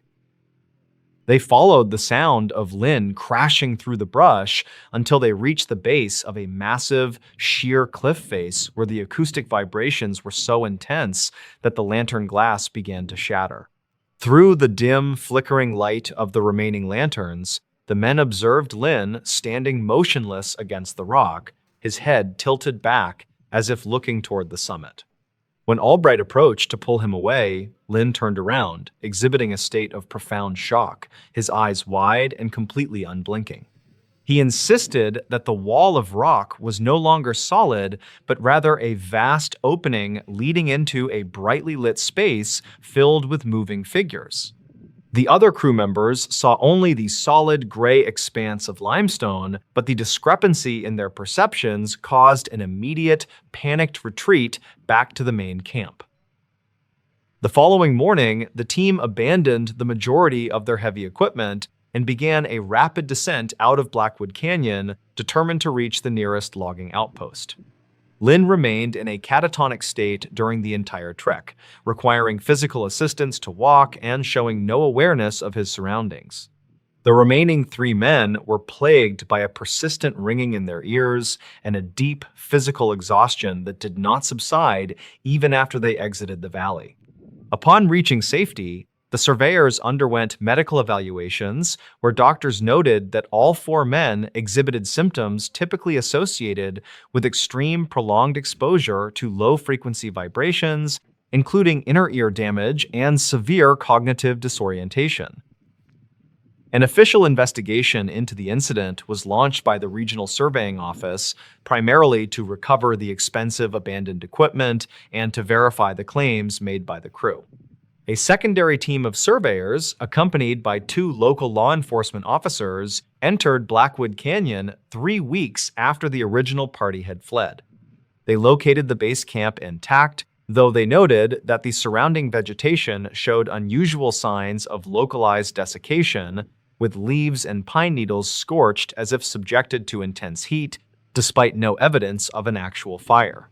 The brass instruments were recovered from their boxes, but examiners later determined that their metal components had become permanently demagnetized, rendering them completely useless for future geographic work. The second expedition experienced none of the acoustic phenomena reported by Albright's crew, finding the valley to be entirely quiet and unremarkable. They concluded that the original team had likely suffered from a form of collective hysteria brought on by the extreme isolation, poor rations, and the deceptive echoes common to narrow, rocky canyons. This environmental explanation, however, failed to satisfy the men who had lived through the experience, particularly given the permanent physical changes they suffered. Lin never fully recovered his faculties and spent the remainder of his life in a private sanitarium, where he continued to insist until his death that a part of his mind had remained behind inside the stone walls of the ridge. The case of Blackwood Canyon was eventually archived in regional historical records as a curious footnote in the mapping of the territory, largely forgotten by the public. Modern researchers who have examined the surviving logs and medical reports suggest that the valley may possess unique geological features capable of producing infrasound, which can cause hallucinations, anxiety, and physiological distress in humans. Others point to the possibility of localized pocket emissions of natural gases that could distort perception and cause collective neurological symptoms. To this day, the exact nature of what the surveyors encountered in that isolated valley remains unresolved, leaving behind only the eerie, unsettling testimonies of the men who heard the ridge's whisper. The lingering questions surrounding the event continued to discourage further development in Blackwood Canyon for decades after the survey team's disastrous expedition. Local logging companies found that workers were highly reluctant to enter the valley, citing the old stories of the chanting and the psychological breakdown of the surveyors. Even when high-quality timber became scarce in adjacent areas, the canyon remained untouched, preserved by a reputation that time did not seem to dim. The few independent trappers who ventured near the perimeter of the valley in the early 20th century reported that the local wildlife appeared to avoid the deep interior of the canyon, preferring the more open, less oppressive terrain of the outer slopes. In the late 1950s, a university geology department attempted to conduct a comprehensive acoustic survey of the region to either confirm or disprove the infrasound hypothesis permanently. The researchers set up highly sensitive recording devices at various elevations along the canyon walls, hoping to capture any low-frequency vibrations generated by the unique rock formations. During their 2-week stay, the instruments recorded several instances of unusual seismic microtremors, but no significant acoustic anomalies were detected that matched the descriptions in Albright's journals. The study concluded that while the canyon's shape could theoretically amplify certain sounds, there was no contemporary evidence of any ongoing, unexplained phenomena active in the area. Despite the scientific community's skepticism, the private papers of Thomas Albright, which were donated to a regional historical society by his descendants, offer a much more personal and unsettling view of the aftermath. In his later years, Albright became a recluse, refusing to travel anywhere near mountainous terrain and keeping his home illuminated at all times of the night. His personal diaries reveal that he remained convinced until his final days that the phenomenon they encountered was not a product of the wind or gas, but something inherent to the location itself. He wrote extensively about the difficulty of adjusting to normal life when the memory of that absolute vibrating silence continued to echo in his mind, undermining his confidence in the physical world. The story of the Blackwood Canyon incident survives today primarily within the specialized archives of regional folklore and historical geography societies, away from mainstream media attention. It serves as a stark reminder of the limits of early exploration and the profound psychological effects that the deep wilderness can inflict on those who attempt to measure it. The unresolved discrepancy between the physical evidence of damaged equipment and the subjective horror experienced by the surveyors ensures that the valley retains its enigmatic status. Whether the events were caused by an undiscovered natural mechanism or a temporary distortion of human perception, the canyon remains a place where the boundary between reality and the unexplained became terrifyingly thin for 4 forgotten men. In this new story, on August 9, 2022, the Tennessee Highway Patrol opened an investigation after receiving 3 unrelated reports involving the same stretch of U.S. play. Highway 421 near the Tennessee-Virginia border. None of the callers reported a collision, a disabled vehicle, or a crime in progress. Instead, each described encountering a dark-colored pickup truck parked along the shoulder shortly after midnight with its headlights switched off. What immediately caught investigators' attention was that every witness provided nearly identical details despite contacting dispatch separately over a period of 45 minutes. By the time the first trooper reached the reported location, the truck had disappeared. At first, investigators assumed the driver had simply continued down the highway. Over the following week, however, evidence began suggesting that the three motorists had not witnessed the same event at all, despite believing they had. The investigation centered on a remote section of highway crossing steep Appalachian ridges where cellular reception frequently disappeared for several miles at a time. Although the road remained well-maintained, long curves and heavy tree cover limited visibility after sunset. Traffic volume dropped significantly after 11 o'clock, leaving many drivers traveling alone for extended periods. Highway patrol records showed relatively few serious accidents in the area, making the cluster of nearly identical reports stand out immediately. Detectives began by locating the three motorists, all of whom agreed to provide detailed written statements before learning anything about the other reports. The first witness, a traveling nurse returning home after a weekend shift, reported passing the parked pickup at approximately 12:18 a.m. She noticed the vehicle because it appeared unusually clean for a truck sitting partially on the gravel shoulder. According to her statement, the driver's door remained closed, no interior lights were visible, and no emergency flashers had been activated. Believing the driver might need assistance, she slowed briefly before deciding not to stop because she could see no one outside the vehicle. She continued driving without giving the incident further thought until hearing about the investigation several days later. 17 minutes later, a commercial delivery driver contacted emergency dispatch after observing what he believed was the same pickup approximately 3 miles farther north. Unlike the previous witness, he recalled seeing the driver's side door standing open while the headlights remained off. He reduced speed, expecting someone to emerge from the darkness beside the road, yet no movement appeared anywhere near the truck. Dashboard camera footage from his vehicle confirmed that a pickup had indeed been parked on the shoulder, but the grainy nighttime recording failed to capture enough detail for investigators to identify the license plate or determine whether anyone had been nearby. The third report arrived shortly before 1 o'clock from a retired firefighter driving toward Bristol after visiting relatives. His description matched the previous witnesses in almost every respect except for one important detail. He insisted the pickup had been parked facing the opposite direction from normal traffic flow. Initially, investigators believed the witness had simply become disoriented while driving through the mountain curves after midnight. Accident reconstruction specialists later visited the location and determined that his description of the vehicle's orientation accurately matched physical tire marks discovered beside the highway later that morning. Troopers searched the entire section of highway before sunrise without locating the pickup.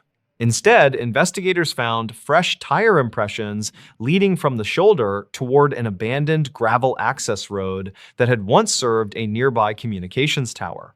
The road ended less than half a mile later at a locked security gate overlooking a steep ravine. Officers found no vehicle beyond the gate and no evidence suggesting a truck had turned around within the narrow clearing. Drone surveys conducted after daylight confirmed there were no alternative exits, hidden trails, or recent signs of off-road travel capable of explaining where the pickup had gone. Detectives next examined surveillance footage collected from service stations, convenience stores, and highway cameras covering every possible route leading toward the reported location. Investigators expected to identify the pickup entering or leaving the area within a predictable time frame. Instead, analysts discovered that no camera captured a vehicle matching the witnesses' descriptions after approximately 11:40 p.m. before the first emergency call. Every highway connecting to the remote section had at least one functioning traffic camera, yet none recorded a dark-colored pickup during the period in question. The absence of digital evidence became one of the most difficult aspects of the investigation because it conflicted directly with three independent witness accounts and partial dashboard camera footage. Forensic specialists inspected the tire impressions recovered from the gravel shoulder. Measurements indicated a full-size pickup equipped with all-terrain tires, but the tracks ended abruptly where the gravel access road met exposed bedrock near the communication site. Search teams expanded their examination well beyond the immediate area, covering wooded slopes, drainage channels, and abandoned maintenance roads. Helicopters equipped with thermal imaging searched throughout the following night, while officers checked nearby storage buildings and isolated cabins. No vehicle matching the descriptions was ever located. Investigators ultimately concluded that the tire impressions confirmed a truck had reached the access road, but offered no evidence explaining how it had left. Several months later, analysts completed a synchronized reconstruction using dispatch logs, vehicle telematics from the delivery truck, dashboard camera timestamps, and the responding trooper's GPS records. The reconstruction revealed an unexpected inconsistency. Based on verified travel times, the three motorists could not all have observed the same pickup. According to the timeline, the vehicle would have needed to travel between reported locations faster than physically possible without passing one of the witnesses who had been continuously driving the highway. Investigators carefully reviewed every timestamp multiple times before accepting the conclusion. The reports remained individually credible, yet together they described movements that could not be reconciled. The case was eventually closed after detectives exhausted every investigative lead. No missing vehicles matching the available description were reported anywhere in Tennessee or Virginia during the relevant period. No abandoned pickup was recovered in surrounding counties, and no evidence suggested that the motorists had coordinated their accounts before contacting authorities. The official report classified the incident as an unresolved suspicious circumstance rather than a criminal investigation, noting that insufficient evidence existed to identify either the vehicle or its driver. Among Highway Patrol investigators, however, the case continues to circulate during training discussions because it demonstrates how multiple reliable witness statements can sometimes reinforce one another while simultaneously making a case far more difficult to explain. For travelers who regularly drive isolated Appalachian highways after midnight, it remains one of those investigations where every documented fact appears trustworthy, yet the complete story still refuses to fit together. The strange things that happened during those June nights. Deep within the heavy, humid swamps of southern Louisiana, an isolated botanical expedition encountered something entirely unexplained. During the sweltering hot summer of 2017, two highly dedicated researchers established a remote camp. What they recorded over 3 continuous, terrifying nights remains a highly contested mystery among local authorities today. Archived notes from their official state investigation reveal a disturbing timeline that defies simple, logical, scientific explanation. Mark was a 32-year-old professional field botanist tasked with documenting rare endangered swamp orchids. His capable working partner was a 29-year-old highly experienced wildlife photographer named Lisa. Their primary scientific objective required them to camp deep inside the remote bayou away from established trails. The official county file from 2009 mentioned highly unusual animal migration patterns throughout that region. They safely arrived on June 12th and immediately began setting up their heavy equipment near dark water. The first quiet night passed without any significant dangerous incidents as the thoroughly exhausted researchers slept soundly. State records confirm that severe scattered thunderstorms unexpectedly bypassed their specific location despite highly ominous weather predictions. However, Lisa woke up shortly after midnight because she heard strange, heavy splashing sounds near the bank. She initially assumed a curious large alligator was investigating their sealed waterproof containers near the muddy shore. When she cautiously shined her heavy flashlight outside, the heavy splashing sounds instantly ceased in the darkness. Mark quickly discovered a series of massive, deep indentations in the damp soil the following humid morning. The strange, deep tracks were vaguely humanoid in shape, but they sank nearly 4 inches into mud. Some locals claimed a rogue commercial trapping outfit operated illegally nearby, but investigators never confirmed those rumors. Mark carefully photographed the bizarre muddy footprints and noted that the stride length indicated a tall creature. He calmly rationalized that rapidly rising swamp water might have dangerously distorted ordinary wild animal tracks overnight. The highly stressful situation escalated drastically during their second dark night when an awful chemical smell arrived. Reportedly, the foul, suffocating odor resembled rotting meat mixed heavily with the sharp scent of raw sulfur. Both dedicated researchers immediately woke up, coughing violently and struggling to breathe properly inside their small tents. Lisa quickly grabbed her emergency satellite radio to call for immediate outside assistance, but only received static. Dispatch logs show no emergency distress calls were ever successfully recorded by the regional ranger station then. Suddenly, a massive, unseen heavy force violently shook the solid ground and collapsed the aluminum tent frame. Mark scrambled frantically into the dark open clearing and desperately aimed his high-powered thermal imaging camera. The glowing digital screen instantly revealed an enormous, intense heat signature standing perfectly still behind a cypress. The strange, glowing thermal image lacked any discernible biological features and completely blocked the ambient background radiation. Records conflict regarding exactly how long they silently watched the imposing bright anomaly before it slowly retreated. Morning light quickly revealed that their specialized digital navigation equipment was completely shattered into tiny, useless pieces. Mark frantically insisted they absolutely needed to abandon their remaining camping gear and hike toward the highway.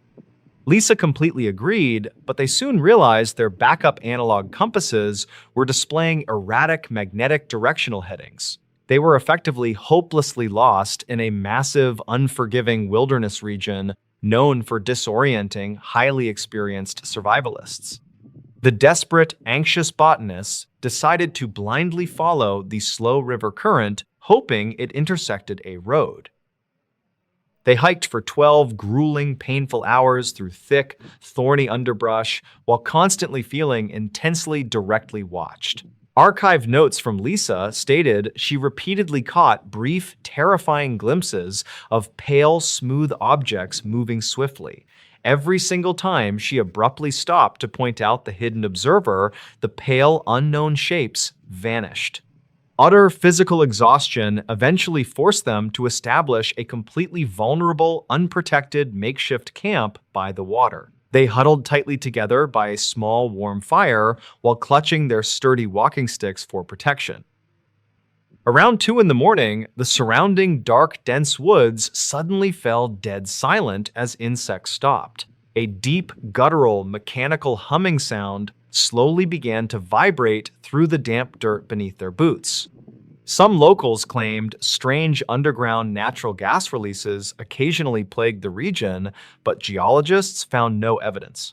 Mark frantically scanned the pitch-black distant tree line with his thermal camera, but the battery exploded. Lisa screamed loudly in absolute terror when a tall, pale, smooth shape casually stepped into the firelight. The towering, featureless, pale entity did not aggressively attack them, but simply stood motionless, staring blankly ahead. Mark slowly reached for his heavy orange flare gun, but his frozen, numb fingers were trembling violently. The bizarre, towering, unknown creature emitted another deep, deafening, humming vocalization that violently extinguished the campfire flames. Plunged into total suffocating pitch darkness, the two terrified close friends blindly ran into the treacherous swamp. They hopelessly sprinted blindly through the dense, tangled brush until they eventually separated from each other forever. A commercial swamp airboat tour operator miraculously found Lisa wandering aimlessly near a designated access channel. The young, traumatized photographer was severely dehydrated and suffering from multiple minor lacerations caused by sharp branches. State records confirm she was immediately transported to a local regional medical hospital and strictly treated. When heavily armed police deputies eventually navigated back to retrieve the abandoned campsite, they discovered sheer chaos. The heavy, durable canvas tents were completely melted into toxic puddles, and all metal hand tools twisted. Mark was tragically never seen again, despite the massive, coordinated regional search effort spanning 3 adjacent parishes. Highly trained search dogs completely lost his distinct individual scent trail near the edge of a deep bog. Law enforcement officials strongly suspected the blindly fleeing botanist accidentally fell into the massive, dark, deep sinkhole. However, they could not realistically explain how the heavy camping equipment was melted by extreme temperatures. The overwhelming putrid atmospheric sulfur smell and the localized underground ground vibrations also remained totally unsolved. Lisa permanently abandoned her promising wildlife photography career and moved to a bustling, noisy urban city. She absolutely refused to conduct any further public media interviews regarding her terrifying, unexplainable swamp experiences. She eventually quietly wrote a highly obscure anonymous internet blog detailing her intense, lingering psychological mental trauma. Reportedly, she deeply suffered from severe chronic daily insomnia and constant terrifying nightmares featuring tall, faceless entities. Dispatch logs routinely show she frequently called local urban police authorities complaining about strange, heavy mechanical vibrations.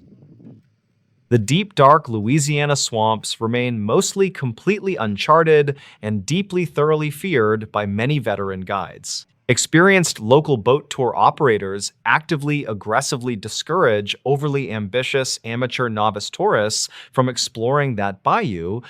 Official public records conflict regarding the actual total accurate number of missing persons cases linked to wilderness. Some ambitious, independent amateur internet investigators occasionally dangerously venture into the region, hoping to finally capture evidence. Most of them always return completely empty-handed, while a few others emerge with deeply unsettling stories. The absolute total lack of any definitive, hard physical evidence continually frustrates those who believe Lisa. The destroyed, shattered thermal camera conveniently completely erased any potential digital visual proof of the giant signature. Vociferous internet skeptics constantly loudly argue that sheer blind panic and total darkness easily transformed a bear. Archive notes carefully gathered from the official police investigation confidently concluded that an undocumented toxic gas leaked. Yet, the exact, specific, true origin nature of those massive, perfectly smooth footprints remains a contested topic. University biology experts easily dismiss the crazy, ridiculous idea of a completely unknown massive swamp animal. They constantly argue that an active, healthy breeding population of large, hidden creatures would leave evidence. No unusual animal hair samples or strange skeletal bone remains have ever been definitively, positively, conclusively linked. Some locals claimed the federal national government aggressively suppressed the actual truth to secretly protect operations. Official government investigators never confirmed any grand illegal conspiracy and simply permanently closed the bizarre swamp case. In this new story, the Carter family had lived in the same narrow Appalachian hollow for nearly 12 years before anything unusual ever happened. Their weathered farmhouse rested between steep forested ridges where sunlight disappeared long before evening reached nearby towns. Only 4 other homes stood within several miles, separated by winding gravel roads and dense hardwood forests that seemed to swallow every sound after sunset. The isolation had always been part of the appeal because the family preferred quiet lives away from crowded highways and expanding suburbs. Neighbors often described the hollow as peaceful, despite its reputation among older residents who quietly admitted they avoided walking those woods after dark. Spring arrived later than expected during that particular year. Cold mornings lingered well into April, leaving thick patches of fog trapped along the valley floor until midday.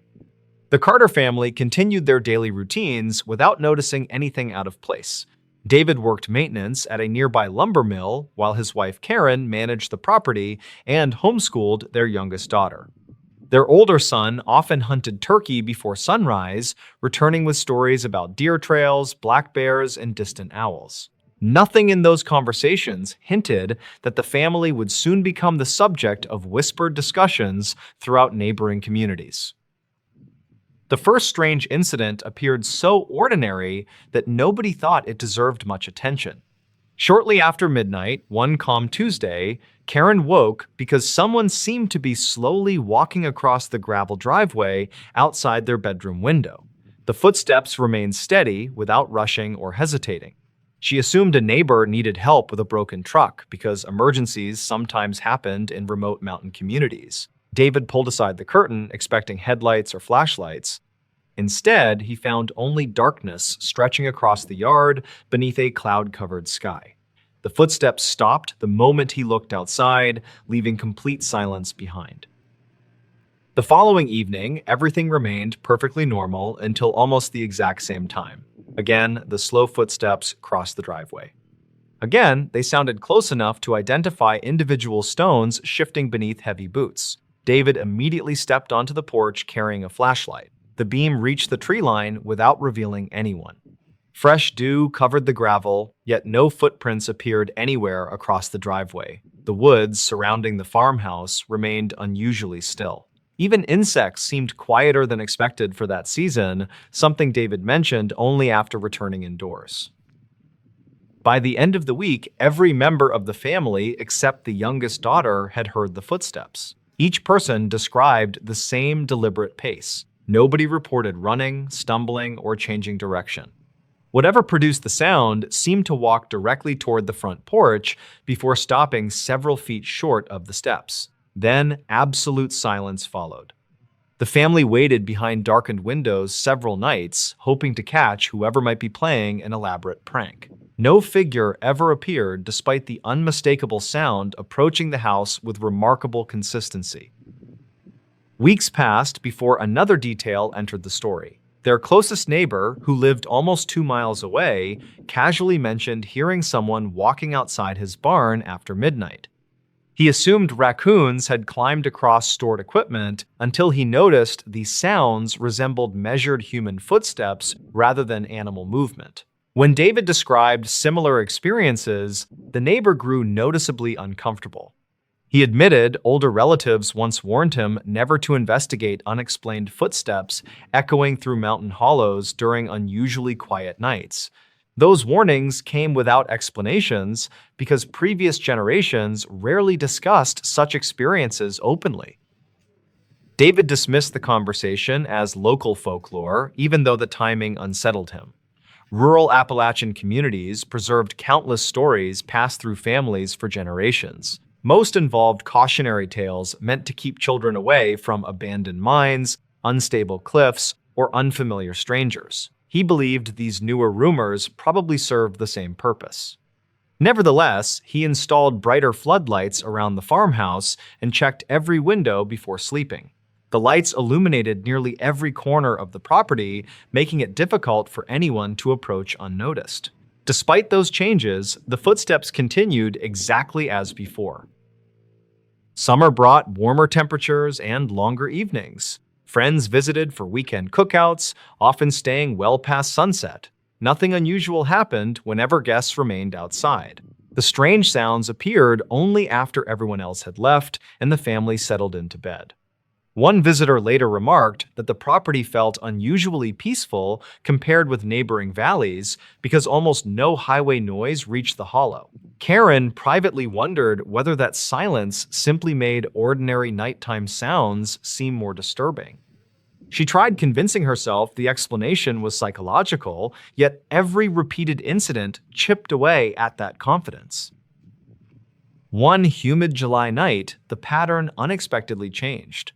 Instead of stopping near the porch, the footsteps slowly circled the entire farmhouse. Each family member listened while the unseen walker completed what sounded like a careful inspection around every exterior wall. Wooden boards occasionally creaked beneath invisible weight. Gravel shifted beside basement windows. Dry leaves rustled near the back entrance. David opened the rear door before the sounds reached that side of the house. Nothing stood beneath the floodlights except motionless trees swaying gently in the warm night air. Karen began recording dates and times inside a notebook. She hoped documenting each occurrence might reveal a logical pattern connected to weather, wildlife, or nearby activity. After several months, she noticed most incidents happened during calm evenings without strong wind or rain. The sounds almost never appeared during storms. They also seemed concentrated between midnight and 2 in the morning. Those observations fascinated David because they suggested consistency rather than random imagination. Still, neither explanation nor physical evidence emerged despite careful attention.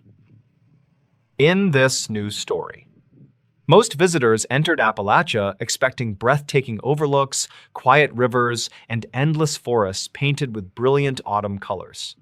They planned scenic drives through mountain passes where every curve revealed another postcard view. Few realized those same roads carried generations of stories that never appeared in travel brochures.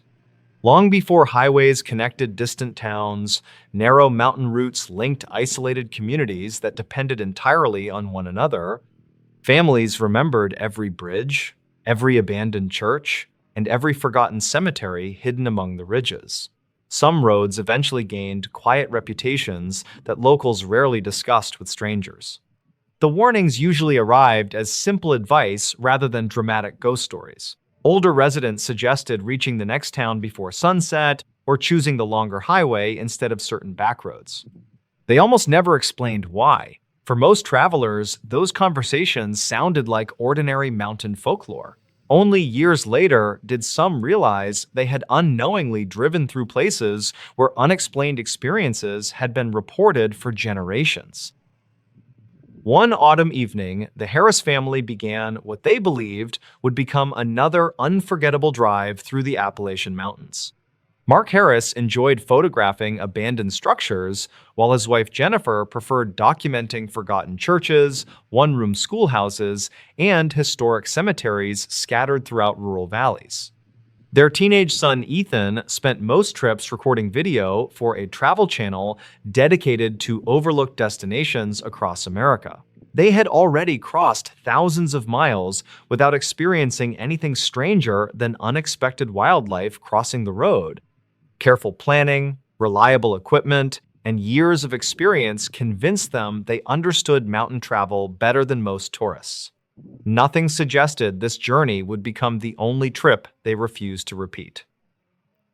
Their route followed a collection of state highways winding through remote sections of eastern Appalachia, where towns sometimes stood nearly 40 miles apart. Cellular reception faded shortly after leaving the interstate. Paper maps replaced navigation apps because the surrounding mountains frequently interrupted satellite signals. The family welcomed the isolation. Modern distractions disappeared almost immediately, leaving only forests stretching endlessly beyond both sides of the pavement. Occasional wooden signs pointed toward communities with populations smaller than a single city block elsewhere in the country. Weather remained perfect throughout the afternoon.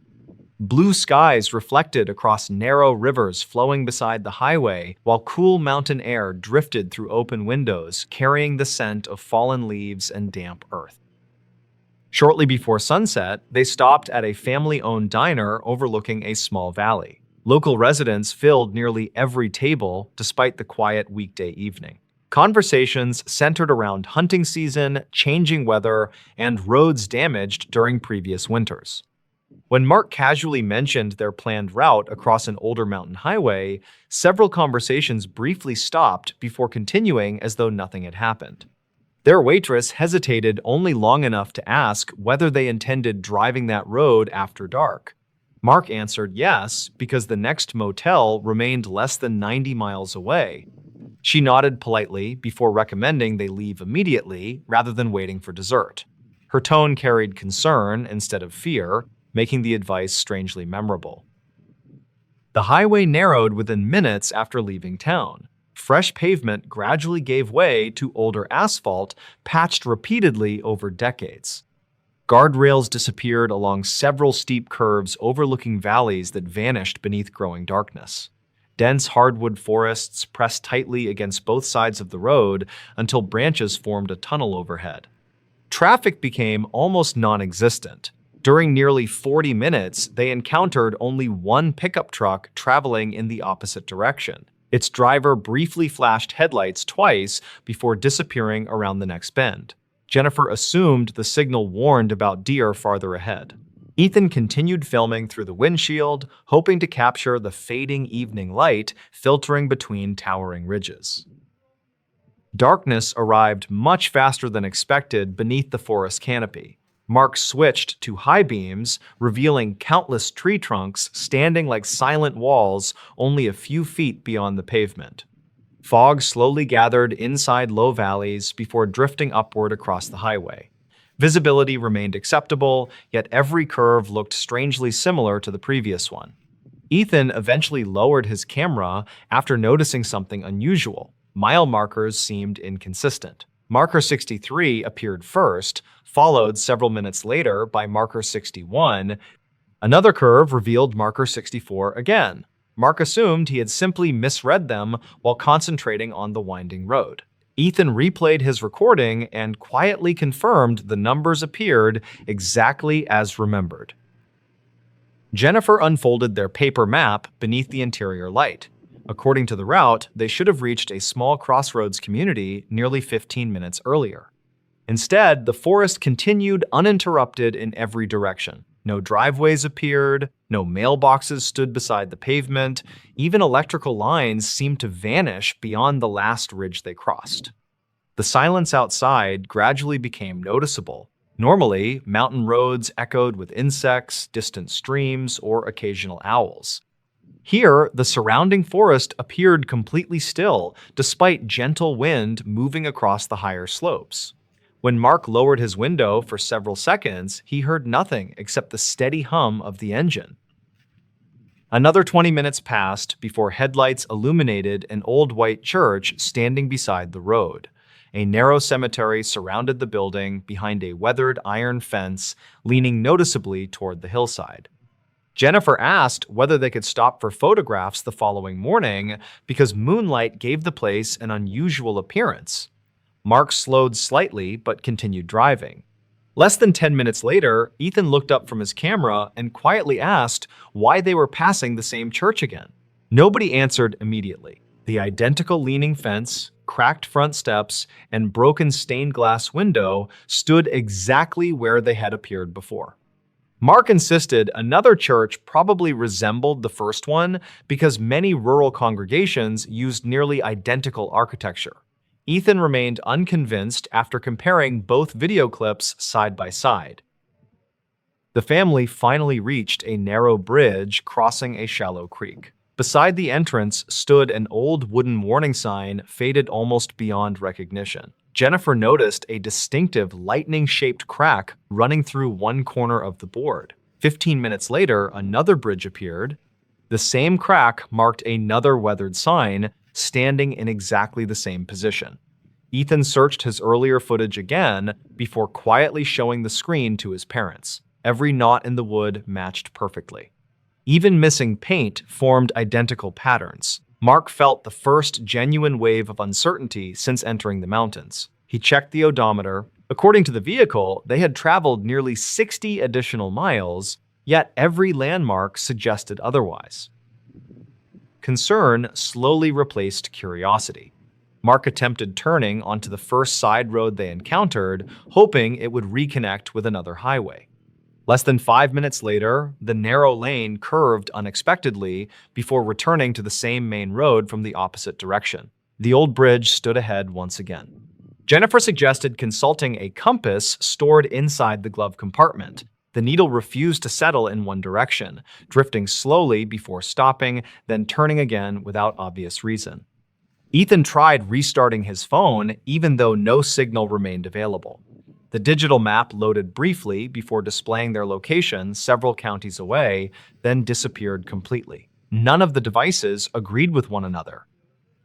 Shortly after midnight, another vehicle finally appeared behind them.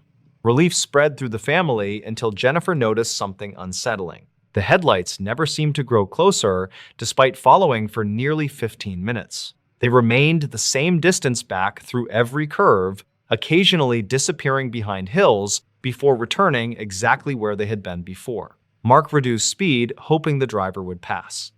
The lights slowed as well. He accelerated slightly. They matched his pace again without gaining or falling farther behind. Ethan filmed through the rear window until the headlights vanished completely while rounding one sharp bend. The road behind them remained empty for miles afterward. Nearly an hour later, they reached a small gas station illuminated by a single fluorescent light. Relief quickly turned into confusion after discovering the pumps covered with rust and weeds growing through cracked concrete. Dust coated every window. The building had obviously been abandoned for years.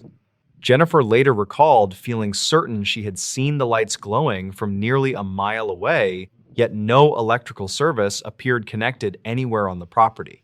Ethan photographed the station before they continued driving. The digital timestamps on every image later showed conflicting times despite being taken only seconds apart. Some indicated photographs captured before they entered the highway, while others appeared almost 2 hours into the future. No explanation ever accounted for the corrupted sequence. The highway finally emerged from the mountains shortly before dawn. A larger state road appeared ahead, along with the first passing traffic they had seen in hours. They stopped at a convenience store where the cashier immediately asked whether they had spent the night on the old mountain route. Without describing their experience, Mark simply nodded. The cashier quietly explained that travelers occasionally arrived exhausted after believing they had driven in circles despite following the same highway. Most blamed heavy fog, unfamiliar terrain, or fatigue. Others refused discussing the experience altogether. Local law enforcement had investigated numerous reports over the years, yet found no damaged signs, missing intersections, or roadway defects capable of explaining why unrelated visitors described remarkably similar experiences separated by decades. Back home, the Harris family reviewed every photograph, map, and video collected during the trip. Mileage records, timestamps, and recorded landmarks refused to fit into any logical sequence. Nothing proved anything supernatural had occurred. Mountain roads, exhaustion, changing weather, and human perception could easily combine in unexpected ways. Researchers studying navigation errors have long documented how isolated environments distort distance, direction, and memory, especially after dark. Even so, one detail remained impossible for the family to ignore. Ethan's continuous dashboard recording showed the same weathered church appearing twice without any visible turnaround, intersection, or break in the journey. Every attempt to retrace the route months later failed because neither the church nor the abandoned gas station could be located where maps indicated they should have been. Today, the family still visits Appalachia, but they never travel unfamiliar mountain roads after sunset. Whenever someone asks why, they simply recommend reaching the next town before dark, repeating the same quiet advice once offered to them without explanation. What hikers reported deep in the wilderness still doesn't make sense. In late summer of 2011, several unrelated hikers reported nearly identical experiences deep within a remote section of western North Carolina. Their accounts were recorded months apart, yet many details appeared unusually consistent. Dispatch logs, archived ranger notes, and later witness interviews preserved fragments of those reports, though investigators never reached a conclusion that satisfied everyone involved. One of the earliest reports came from Corbin Voss, a 37-year-old survey technician from Tennessee who spent weekends hiking remote trails. He entered the Pisgah region alone during a 3-day backpacking trip and planned to document several abandoned logging routes.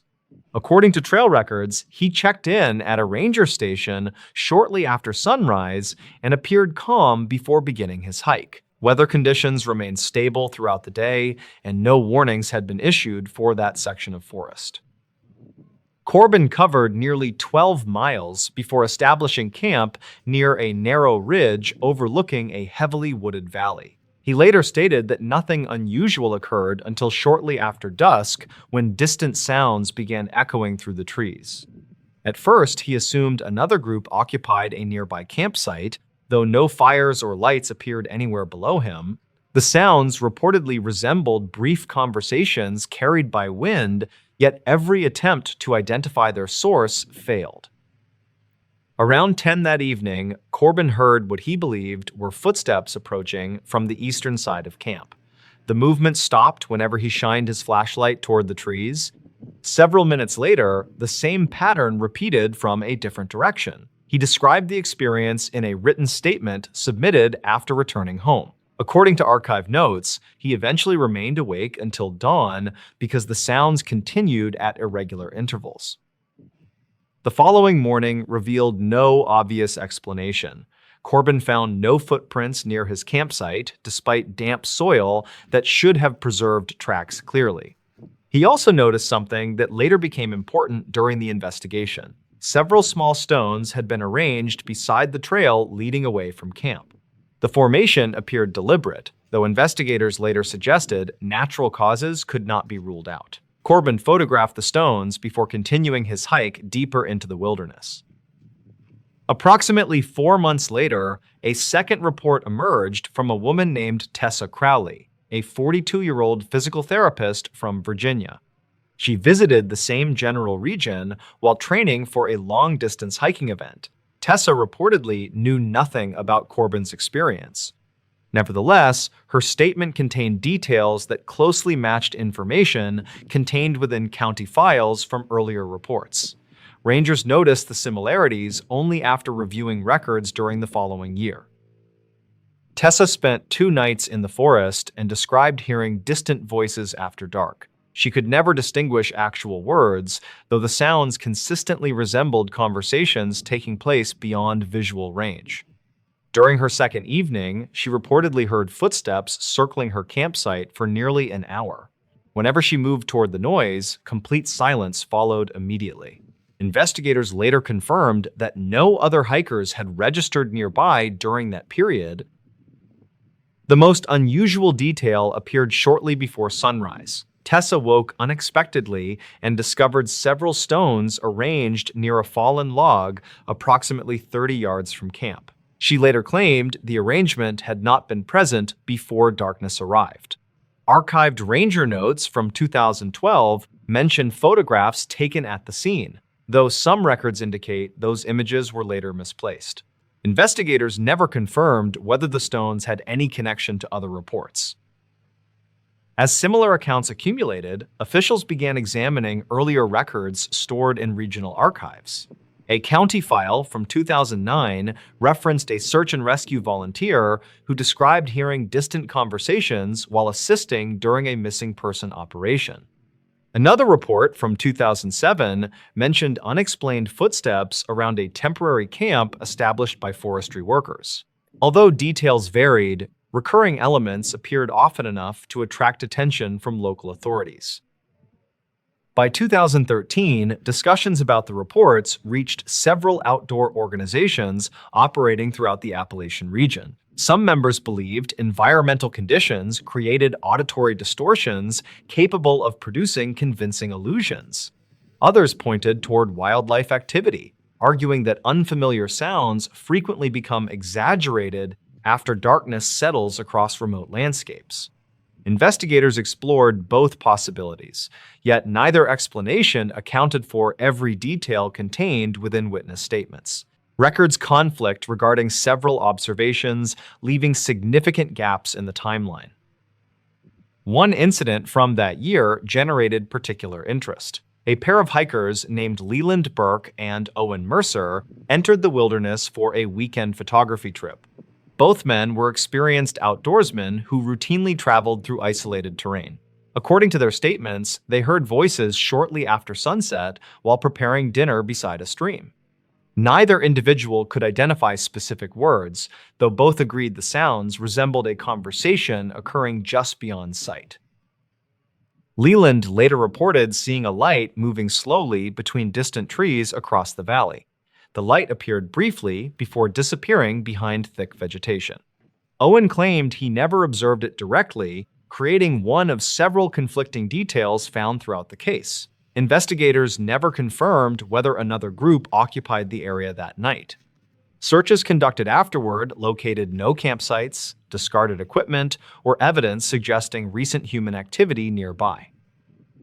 The following morning produced another familiar discovery. Several stones rested beside the trail leading away from their campsite. Unlike previous reports, the arrangement formed a rough line extending toward denser forest. Leland photographed the scene and submitted copies during a later interview. Some locals claimed similar markers occasionally appeared throughout remote sections of the region. Investigators never confirmed those accounts and found little supporting documentation. As years passed, additional reports continued appearing within archive notes and ranger files. Many involved experienced hikers who demonstrated familiarity with wilderness conditions. Most accounts described sounds rather than visual encounters. Voices remained the most common element, followed closely by footsteps approaching campsites after dark. While each report contained differences, enough similarities existed to keep the mystery alive among those familiar with regional records. Researchers examining the case proposed several theories. Certain environmental specialists suggested unusual terrain features might reflect sound across valleys in unexpected ways. Under specific conditions, conversations occurring miles away could reportedly seem much closer than reality. Wildlife experts offered alternative explanations involving nocturnal animals whose calls occasionally resemble human voices.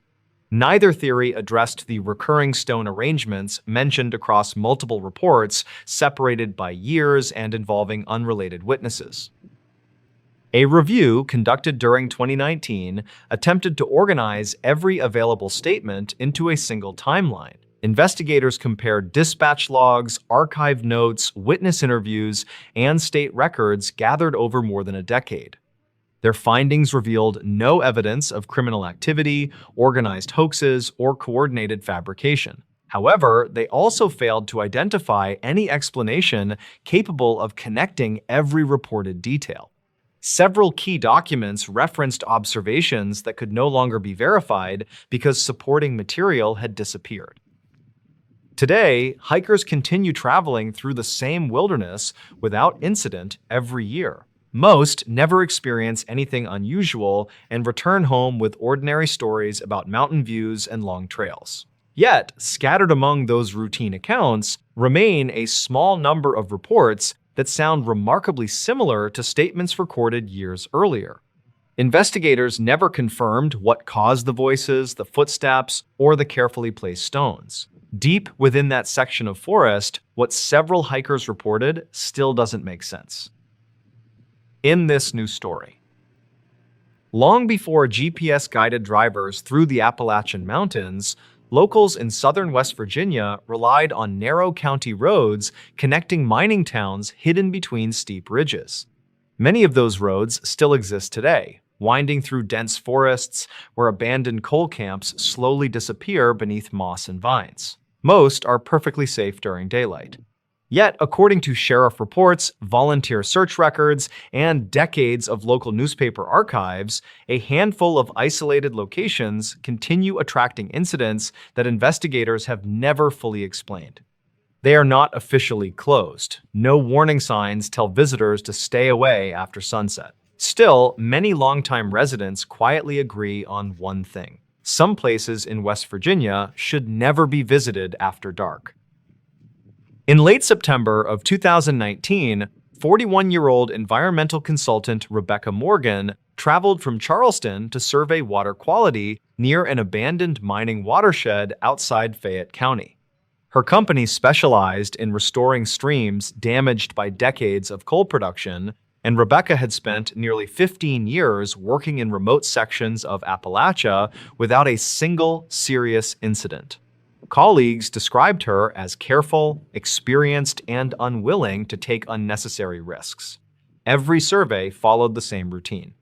Arrive before sunrise, complete inspections before evening, and avoid overnight work whenever possible. That schedule changed after unexpected equipment failures delayed the project until late afternoon. Rebecca considered spending the night in a nearby motel, but weather forecasts predicted heavy rain beginning before dawn. Waiting until morning would force another full day of delays and additional travel costs.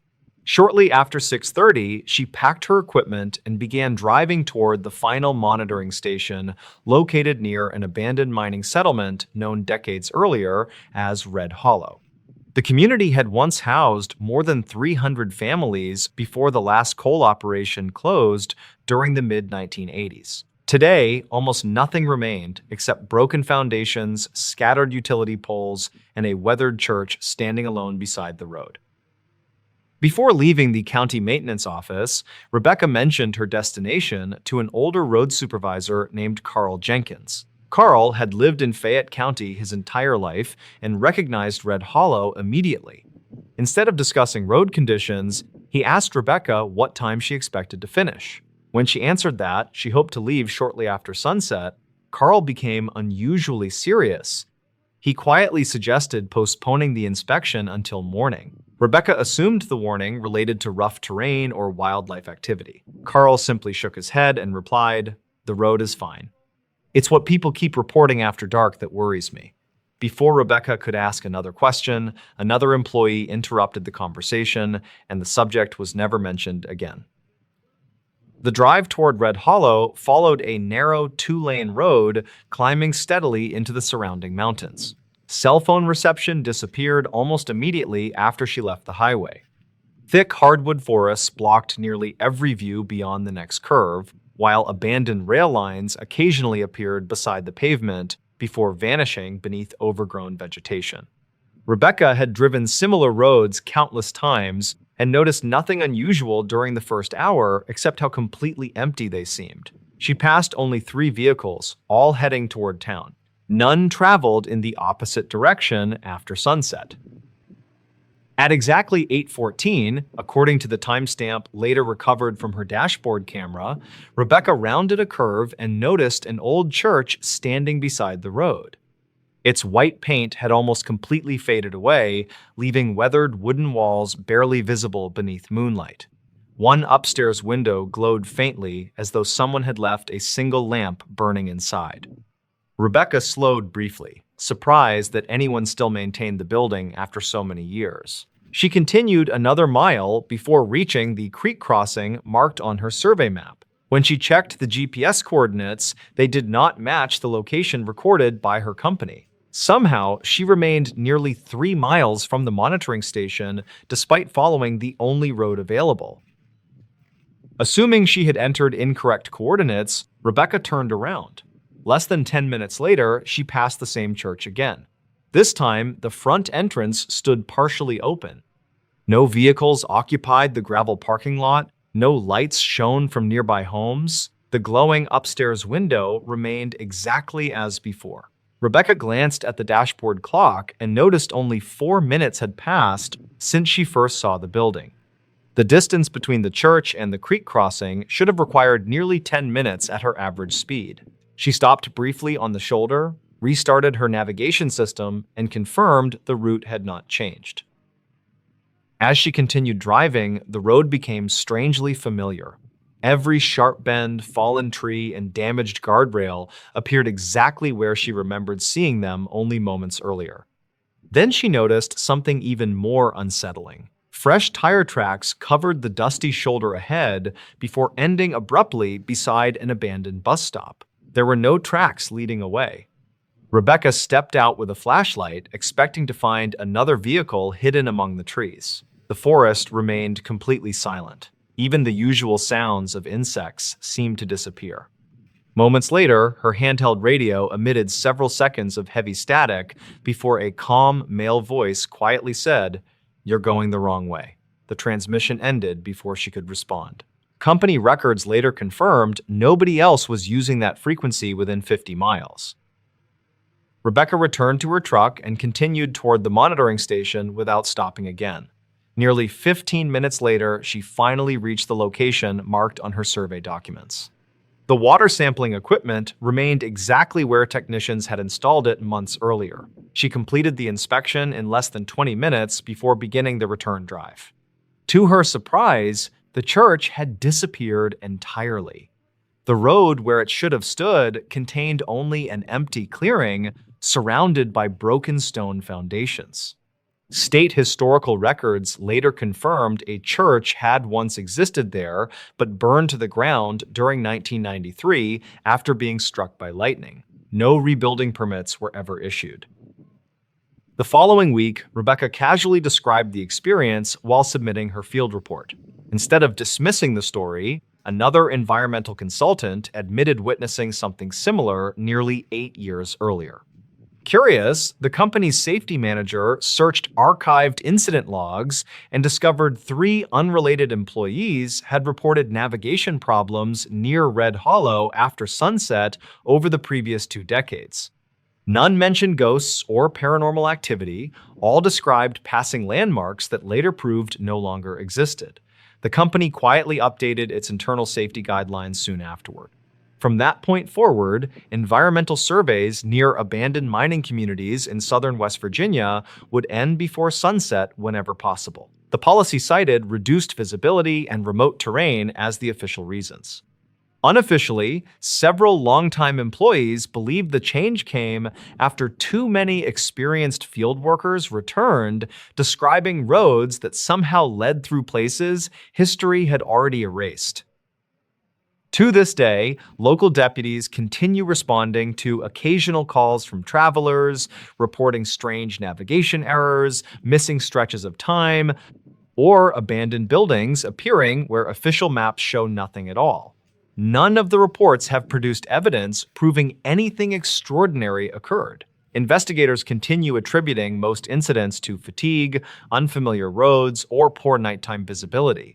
Yet among the people who have spent their entire lives in the mountains, one piece of advice survives generation after generation. If darkness falls while driving through the forgotten roads of southern West Virginia, and you suddenly recognize a place that should no longer exist, keep driving. Some places in West Virginia should never be visited after dark.